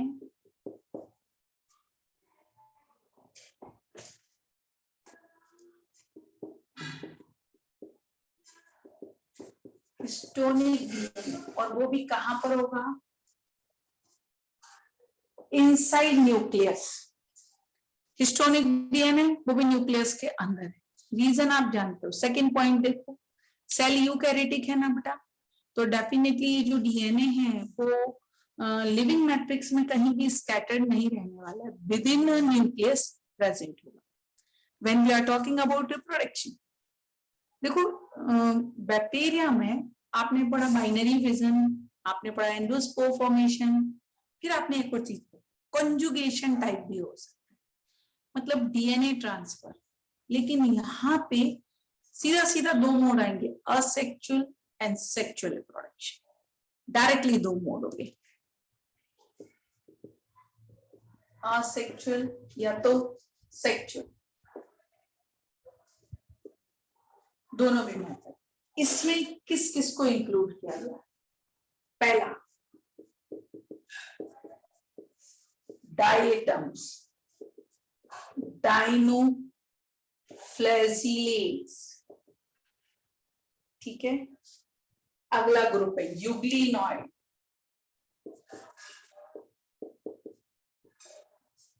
नेक्स्ट स्लाइम मोल्ड्स,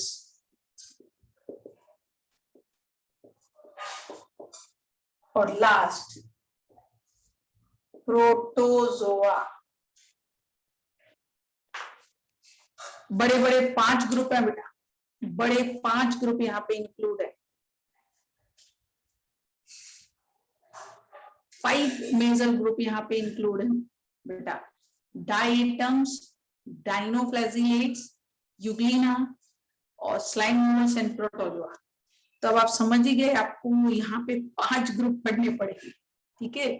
तो this is general character of kingdom protista. तो ये थे जनरल कैरेक्टर बेटा। अभी श्योरली आपको पढ़ना है स्ट्रक्चर ऑफ सेल, कि जो यूकैरियोटिक सेल है उसका स्ट्रक्चर कैसा होता है, ठीक है। तो now we learn the structure of this eukaryotic या प्रोटिस्टियन सेल। हाँ, can I erase these points बेटा?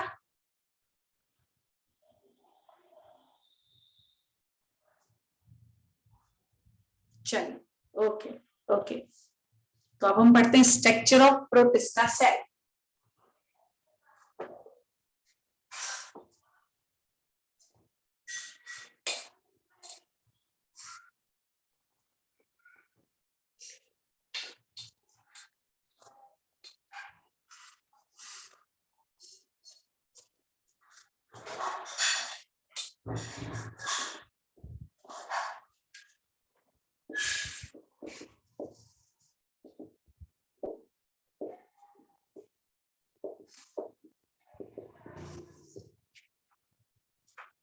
एक चीज आपको ऑलरेडी पता है, और वो है कि यहाँ पे मुझे यूकैरियोटिक सेल मिलने वाली है बेटा, ठीक है।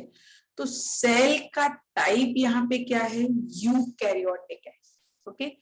तो अब अगर मैं क्या लिख रही हूँ, यूकैरियोटिक सेल, तो सेल मुझे कैसी मिल गई? Eukaryotic cell. अच्छा, यूकैरियोटिक सेल का सीधा सीधा मीनिंग क्या होता है?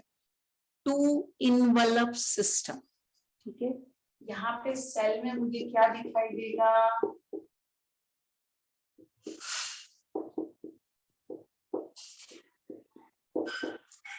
To envelope system. अच्छा, एक और कंसिडर कीजिए कि सेल में आपको दिखेगा वेल ऑर्गेनाइज्ड न्यूक्लियस,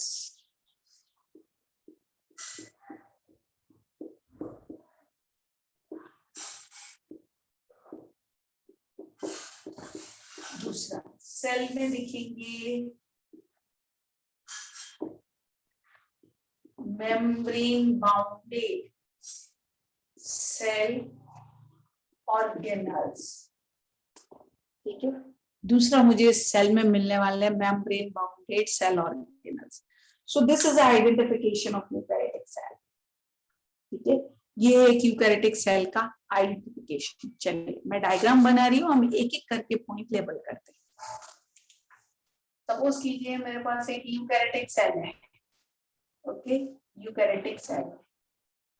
तो इसमें मुझे 2 लेयर्स दिख रही है, और ये वाली जो पहली है ये सेल वॉल है, दूसरी वाली सेल मेम्ब्रेन। अच्छा, अब इसमें भरा हुआ है यहाँ पे साइटोप्लाज्म, और यहाँ पे मुझे एक सेंट्रल प्लेस बॉडी दिखाई दे रही है जिसका नाम है न्यूक्लियस। इसके अंदर एक और ब्लैक डॉट है, और ये है इसका डीएनए, ठीक है। अब यहाँ पे ये जो डीएनए है ये इस न्यूक्लियस के अंदर है, ठीक है। अब मुझे ऐसी बहुत सारी चीजें इसके अंदर दिखाई देने वाली है, ओके। तो मैं पहले तो यूकैरियोटिक सेल का मैंने आपको कर्सर एक फीचर दिखा दिया, वेल डेवलप न्यूक्लियाई। अब मुझे यहाँ पे सारे छोटे छोटे ऑर्गेनल्स दिख रहे हैं बेटा, ठीक है। तो देखो, आप नाम पहचानते हो, मैं नाम बोल रही हूँ उसके बाद डायग्राम। क्लोरोप्लास्ट दिख सकता है, mitochondria, Golgi body, endoplasmic reticulum, ribosomes, vacuoles, ये सब चीजें मुझे यहाँ पर दिखाई दे सकती है। ठीक है, अब मैं क्या करती हूँ, एक कंपोनेंट अलग अलग बना, ठीक है। अब टू इनवलप सिस्टम मतलब सेल मेम्ब्रेन और सेल वॉल नहीं होता, remember this. Two envelope system का मतलब होता है सेल मेम्ब्रेन और अंदर न्यूक्लियर मेम्ब्रेन, ये बात याद रखना हमेशा के लिए, सेल मेम्ब्रेन और न्यूक्लियर मेम्ब्रेन। तो ये जो आप देख रहे हो ये वाली हिस्से को, ये है न्यूक्लियर मेम्ब्रेन। तो सेल मेम्ब्रेन और न्यूक्लियर मेम्ब्रेन, ये दोनों चीजों की प्रेजेंस से टू इनवलप सिस्टम बनाती है बेटा। अच्छा, मैं क्या बोलती हूँ इसको, डब्बे के अंदर है डब्बा। Okay, that's what the term to remember this, cell membrane के अंदर न्यूक्लियर मेम्ब्रेन, दैट इज डब्बे के अंदर डब्बा। Okay, that is the concept two envelope system. ये हो गया मेरे पास टू इनवलप सिस्टम। अब मैं एक एक कंपोनेंट बनाती जाती हूँ और उसके पार्ट लिखती जाती हूँ। हाँ, यूकैरियोटिक सेल का आइडेंटिफिकेशन सबको क्लियर हो गया क्या बेटा? टू इनवलप सिस्टम है, वेल डेवलप न्यूक्लिया है, ठीक है। अभी वेल डेवलप का मीनिंग आप अच्छे से समझ गए। न्यूक्लियर मेम्ब्रेन आपको दिखाई देने वाली, और उसके अंदर जो मैट्रिक्स भरा है उसका नाम भी अब आप बदल दोगे, न्यूक्लियोप्लाज्म बुलाओ। तो मैं फिर से ड्रॉ करने वाली हूँ, इसलिए मैंने यहाँ लिखा। चलिए, तो हम लेते हैं इसके membrane bounded cell organelles. So can I erase this diagram of eukaryotic cell बेटा? अभी मैं एक एक करके इसके कंपोनेंट्स बनाती जाऊंगी, ठीक है। तो सबसे पहले यही पार्ट में दोबारा बना रही हूँ, न्यूक्लियस, ठीक है। ये मेरे पास है न्यूक्लियस। तो सेंट्रल प्लेस बॉडी है न्यूक्लियस, मुझे कुछ इस तरीके का दिखाई देने वाला है। ये इसकी मेम्ब्रेन है जिसे आप बुलाएंगे न्यूक्लियर मेम्ब्रेन। इसके अंदर ये जो पार्ट है वो न्यूक्लियोलस है, ये है न्यूक्लियर मेम्ब्रेन, ये वाला पार्ट न्यूक्लियोलस। इसके अंदर जो भरा हुआ होता है वो है न्यूक्लियोप्लाज्म, और इसके अंदर जो आपको ये थ्रेड दिखाई देगा पूरे में बिखरा हुआ, ये इसका डीएनए, ये इसका डीएनए देखो। और ये जो पार्ट है न्यूक्लियस, ये सेल का कंट्रोल रूम है बेटा, ठीक है। अगर मैं कोई आपसे पूछता है व्हाट इज न्यूक्लियस, और मुझे एक वर्ड में पढ़ाना हो तो मैं सीधा सीधा बोलूंगी control room of the cell. यहां से सेल की सारी एक्टिविटी कंट्रोल होगी। तो ये जो मेरे पास फर्स्ट पार्ट है ये है न्यूक्लियस, इसे मैं बुला रही हूँ control room of the cell. अच्छा, तो फिर मैडम डीएनए क्या है? इसके अंदर जो डीएनए भरा हुआ है, this is considered to be a manager.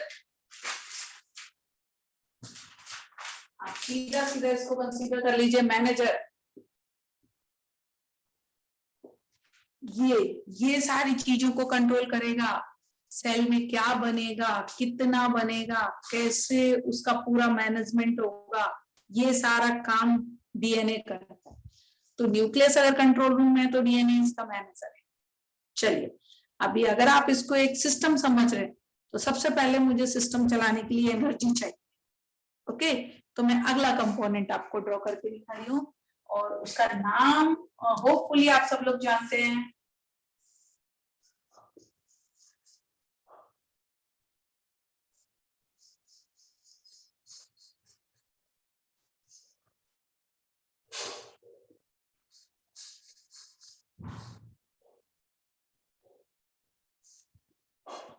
और ये है माइटोकॉन्ड्रिया, ठीक है। ये है माइटोकॉन्ड्रिया बेटा, and this is simply called power house of the cell. ये है सेल का पावर हाउस। ओके, तो माइटोकॉन्ड्रिया को मुझे क्या टर्म यूज करना है? Power house of the cell.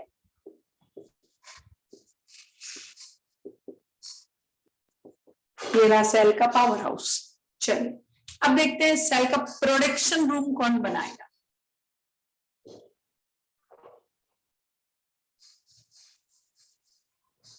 बेटा ये था पावर हाउस। चलिए अब पढ़ते हैं इसका प्रोडक्शन हाउस। आपके हिसाब से क्या हो सकता है प्रोडक्शन रूम? जहां पे फूड बनेगा, जल्दी सोचो।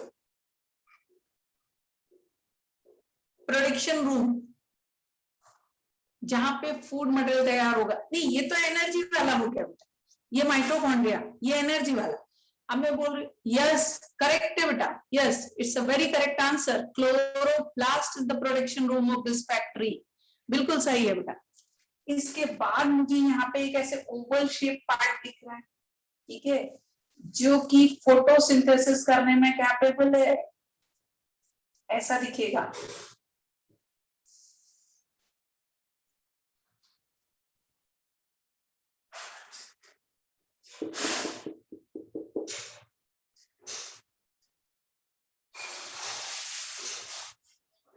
ये है क्लोरोप्लास्ट। और मैंने आपको कहा इसे हम बुलाएंगे प्रोडक्शन रूम। यहाँ चीजें तैयार हो सकती हैं, तो ये काम करेगा as a production room of the cell. हाँ, ये 3 समझ गए बेटा, क्योंकि इसको इरेज करके मुझे नेक्स्ट बनाने पड़ेंगे। एक है कंट्रोल रूम, दूसरा पावर हाउस, तीसरा प्रोडक्शन रूम। चलिए नेक्स्ट पढ़े बेटा, नेक्स्ट पढ़े। ये पढ़े हुए पार्ट होंगे, थोड़ा जल्दी जल्दी भी रिस्पॉन्ड किया तो भी चलेगा बेटा। आगे पढ़े फ्रेंड्स। चलो ठीक ठीक, ये 3 पार्ट तो आप समझ गए। ये मेरे पास न्यूक्लियस है,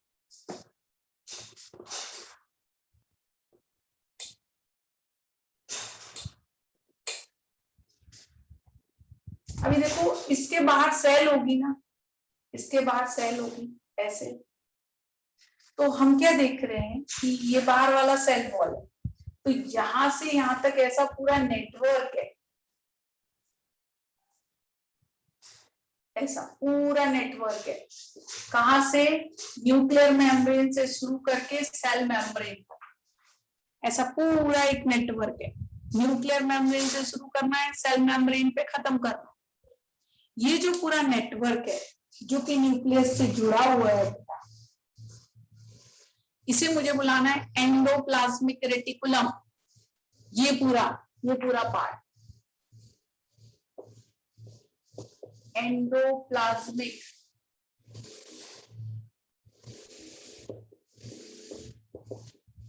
रेटिकुलम। अच्छा, ये क्या करती है? न्यूक्लियस से कोई भी चीजों को सेल मेम्ब्रेन तक बाहर ला सकती है, बाहर से अंदर ले जाती है। तो आप तो समझ ही मैं इसको क्या बुलाने वाला। ये प्रोडक्शन लाइन है ये प्रोडक्शन लाइन है। जो भी चीजें बन रही है उसको यहाँ से वहां ये आसानी से ले जा सकती है। तो ये सेल का प्रोडक्शन लाइन है। ये सेल का प्रोडक्शन लाइन है। चीजों को आप यहाँ से वहां भेज सकते हो। अच्छा, कई बार इसकी सरफेस पे ऐसे पार्टिकल्स नजर आते हैं बेटा, ये मुझे कुछ ऐसे दिखते हैं। इसका नाम आप जानते हो? क्या लिखूं बेटा इसे? एंडोप्लाज्मिक रेटिकुलम की सरफेस पे ऐसे ये छोटे छोटे मुझे मटके दिख रहे हैं, क्या नाम लिखूं इसका? करेक्ट है बेटा, ये है राइबोसोम्स। एक चीज याद रखना, ये ATS होने वाले, तो ये होगा 40S plus 60S respectively. Okay, तो 80S is equal to 40S plus 60S। इसके 2 सब यूनिट, स्मॉल सब यूनिट 40S, लार्ज सब यूनिट 60S। तो राइबोसोम्स क्या करते हैं बेटा? सारे RNA को इकट्ठा करके और जो प्रोटीन बनाने के लिए जो हमें बिल्डिंग ब्लॉक्स लगते हैं अमाइनो एसिड, उनको इकट्ठा करके प्रोटीन बनाते हैं। बेटा नहीं, पहले मैंने 30 + 50 कहा था, वो किसके लिए था? मोनेरा के लिए था बेटा, यानी कि प्रोकैरियोटिक के लिए। मेक अ करेक्शन, 30 और 50 था पहले, मैंने 30 और 50 ही लिखा था। और यूकैरियोटिक में 40 प्लस 60। ओके, तो अब ये जो राइबोसोम्स है ये सब चीजों को इकट्ठा करके प्रोटीन तैयार करते हैं, ठीक है। तो ये है प्रोटीन फैक्ट्री, और ये सबको इकट्ठा करके काम करते हैं, असेंबली वर्कर, ठीक है। तो ये जो राइबोसोम्स है इसे मुझे क्या टर्म यूज करना है, ये राइबोसोम्स जो है इसे हम वर्ड यूज करेंगे क्या, protein factory of the cell.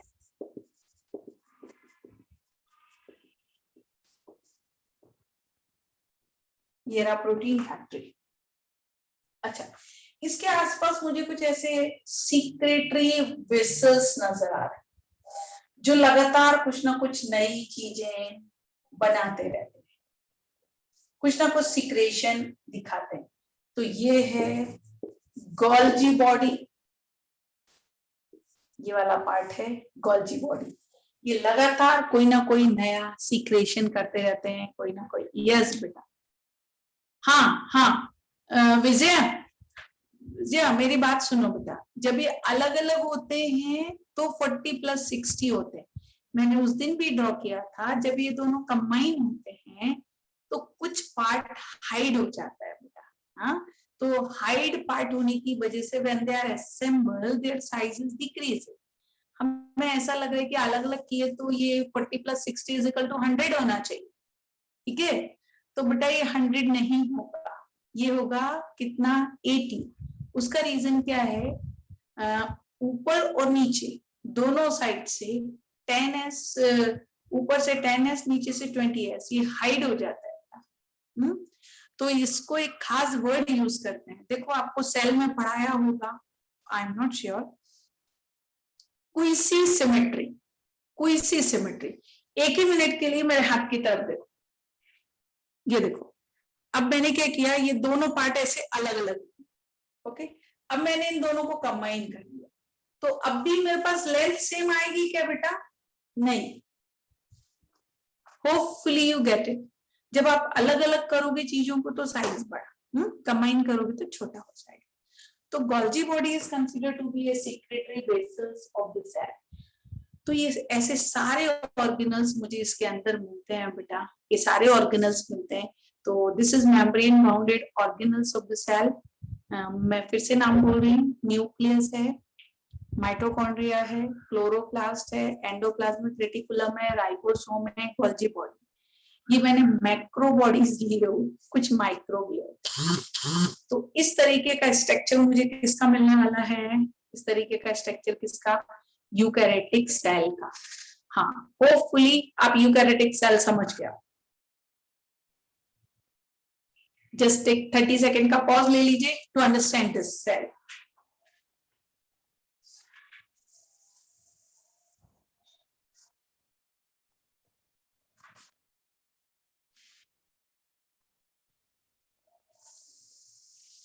चलिए आगे पढ़े बेटा, आगे पढ़े। सेल क्लियर हुआ क्या,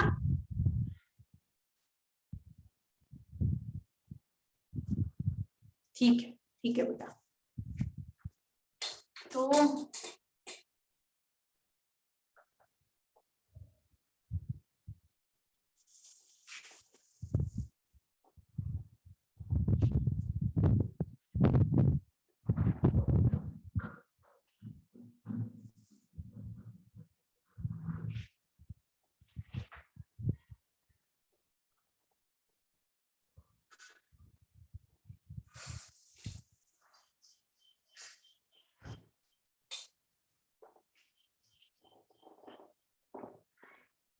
मैंने क्या किया कि दो ऑर्गेनिज्म एक साथ, ध्यान से देख लो।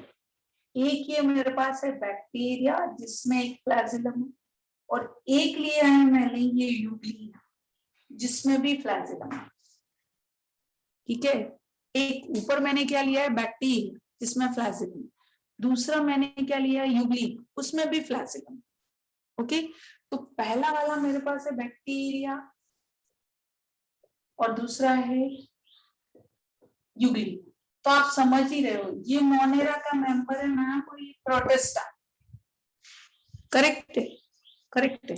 तो इसका मतलब मुझे ये देखना पड़ेगा कि इन दोनों का फ्लैजिलम सेम होता है या तो अलग होता है। होता है। ओके, आपने बैक्टीरिया का जो फ्लैजिलम पढ़ा था बेटा, वो आपने कैसा पढ़ा था कि वहां पे आपको क्या क्या मिलेगा, बेसल बॉडी, हुक और फिलामेंट। तो हमें देखना है कि ये प्रोटिस्टा में जो मुझे फिलामेंट फ्लैजिलम मिल रहा है वो भी सेम है या तो कुछ अलग। अब मुझे क्या पढ़ना पड़ेगा कि मोनेरा में जो फ्लैजिलम मिलता है और प्रोटिस्टा में जो फ्लैजिलम मिलता है उन दोनों में क्या फर्क है। ओके, तो इसके लिए मुझे इस फ्लैजिलम का स्ट्रक्चर आपको सिखाना होगा बेटा। इस फ्लैजिलम का स्ट्रक्चर सिखाना होगा। तो आप पढ़ रहे हैं एक्चुअली में लोकोमोटरी ऑर्गन इन प्रोटिस्टा। ठीक है, सो सीधा सीधा ले लेते हैं लोकोमोशन इन प्रोटिस्टा। तो पहली चीज, लोकोमोशन के लिए प्रोटिस्टा में क्या होते हैं, ऑर्गन्स। फॉर एग्जाम्पल सूडोपोडिया, ये हो सकता है, या तो फ्लैजिला, ये भी हो सकता है। अच्छा, सूडोपोडिया तो आप जानते ही हो बेटा, अमीबा में होंगे। सिर्फ ये क्या होता है कि अमीबा जब चलता है तो it show the specific gliding type of movement. ऐसे कुछ चलता नहीं एक्चुअली, बेचारा वो आगे सरकता है, ये है। ठीक है, अगर देखो इसको इधर जाना है तो यहाँ ऐसे निकाल देगा ये सूडोपोडिया। तो this is nothing but simply what you are observe here, extension, थोड़ा खुद को आगे ढकलता है। एक्चुअल ऑर्गन नहीं है, एक्चुअल ऑर्गन नहीं है यहाँ पे। तो फिर मुझे पढ़ना क्या पड़ेगा, फ्लैजिलम। ठीक है, तो लोकोमोटरी ऑर्गन जो प्रोटिस्टा के होते हैं वो सूडोपोडिया भी हो सकते हैं, फ्लैजिला भी हो सकते हैं, या तो ऐसा भी हो सकता है कि प्रोटिस्टा में कोई लोकोमोटरी ऑर्गन ही ना हो, एब्सेंट हो, कोई भी कंडीशन हो सकती है। और मुझे यहाँ पे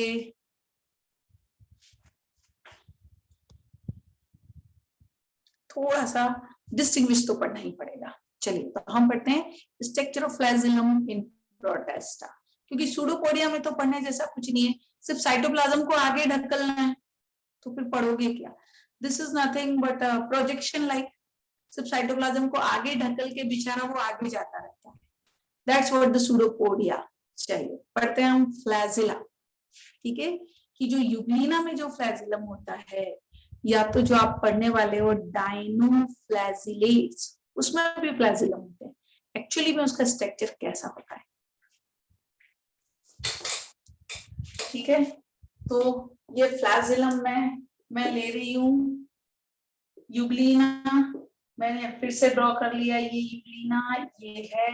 तो इसको देखने के लिए मुझे इसका सेक्शन कट करना पड़ा। ठीक है, सेक्शन कट करना पड़ा। देखने में बिल्कुल प्रोकैरियोटिक की तरह है, देखने में बिल्कुल प्रोकैरियोटिक की तरह है, सीधा सीधा आप देख रहे हो लॉन्ग प्रोजेक्शन। ठीक है, देखने में मुझे कोई फर्क नजर नहीं आ रहा है, लॉन्ग प्रोजेक्शन। दूसरी चीज पता चला, it is made up of protein. Protein का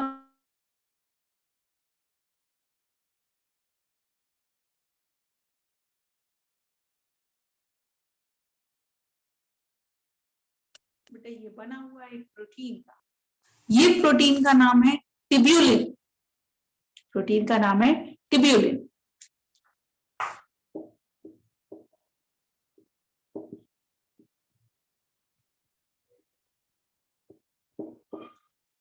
ठीक है, तो प्रोटीन का बना हुआ है। चलो हमें इतना तो पता चल गया कि eukaryotic flagellum is a long projection और प्रोटीन बॉडी, और प्रोटीन का नाम हो गया टिब्यूलिन। और इस टिब्यूलिन, एक अकेले प्रोटीन का अरेंजमेंट इतना यूनिक है कि it is appear you like a cart wheel.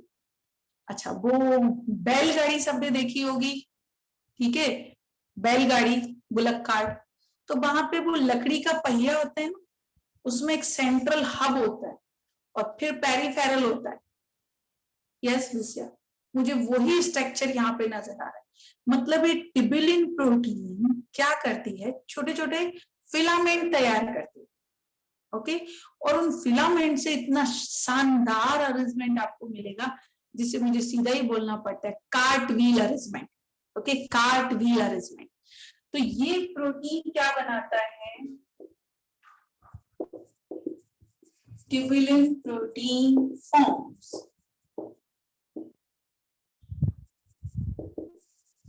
Microfibrils, या ये बनाता है माइक्रोटिब्यूल। मतलब ये प्रोटीन लेना है तो इसके ऐसे ऐसे फिलामेंट बनेंगे, ठीक है, ऐसे फिलामेंट, इन फिलामेंट को माइक्रोटिब्यूल्स बोलते हैं। तो फिलामेंट ऐसे रेडियल हैं, लंबे हैं, पतले हैं। तो अब आपको पढ़ना है इस माइक्रोटिब्यूल का अरेंजमेंट कैसा होता है। ओके, तो चलिए हम पढ़ते हैं माइक्रोटिब्यूल का अरेंजमेंट। देखो, अब सपोज करो मेरे पास ये पेन है, ठीक है, अगर मैंने इसका सेक्शन लिया तो राउंड आएगा या नहीं, सोचो, ऐसे कट कर रही हूं मैं, ऐसे सेक्शन, तो श्योरली राउंड आएगा, यस। तो जब मैं उस लंबे पतले फिलामेंट का सेक्शन लूंगी तो राउंड आएगा ना बेटा। तो आप समझ गए मैं राउंड क्यों बनाने वाली हूँ, ठीक है, मुझे राउंड बनाना पड़ेगा इसका सेक्शन।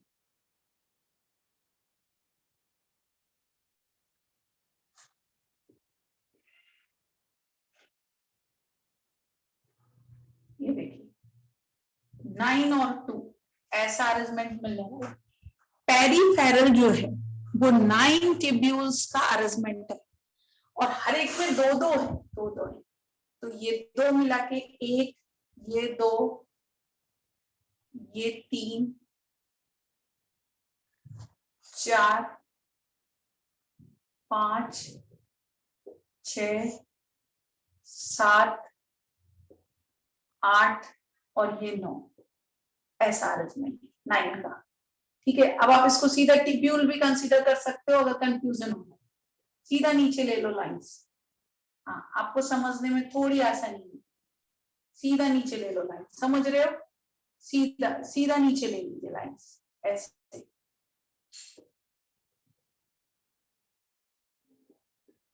ये हो गया माइक्रोटिब्यूल्स, ठीक है।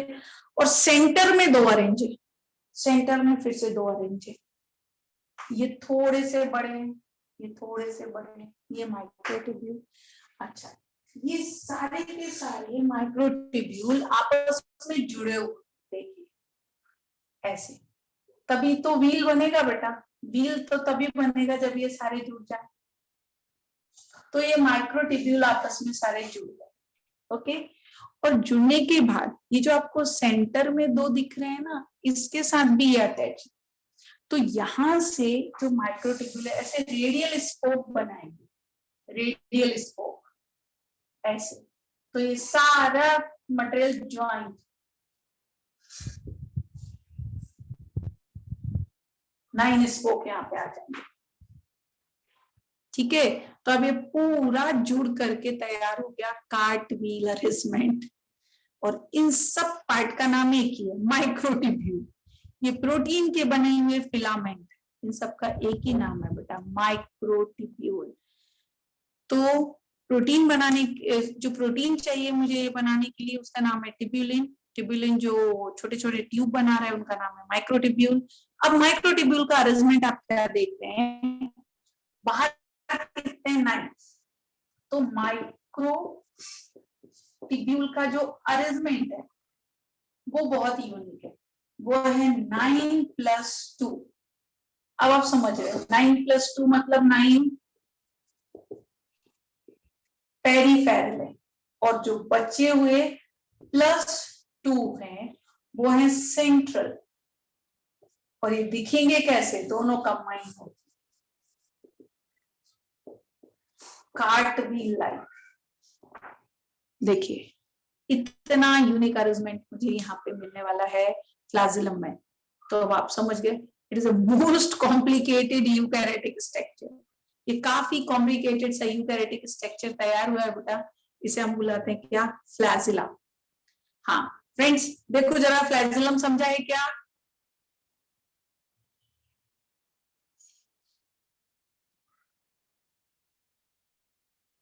चलिए मैं फिर से बोलती हूँ, एक ट्यूबुलिन प्रोटीन लेनी है, आप कॉटन समझ लो उसको, कॉटन के लंबे लंबे धागे बनाओ, धागे बना के उनको कार्ट व्हील के जैसे अरेंज करो, यस, तो इस तरीके से बन जाएगा eukaryotic flagellum. Okay friends, your time is running out. Thank you बेटा, होपफुली इतना समझ में आ गया होगा, कल इसके आगे पढ़ेंगे। ओके फ्रेंड्स, बाय बेटा, बाय बॉयज एंड गर्ल्स।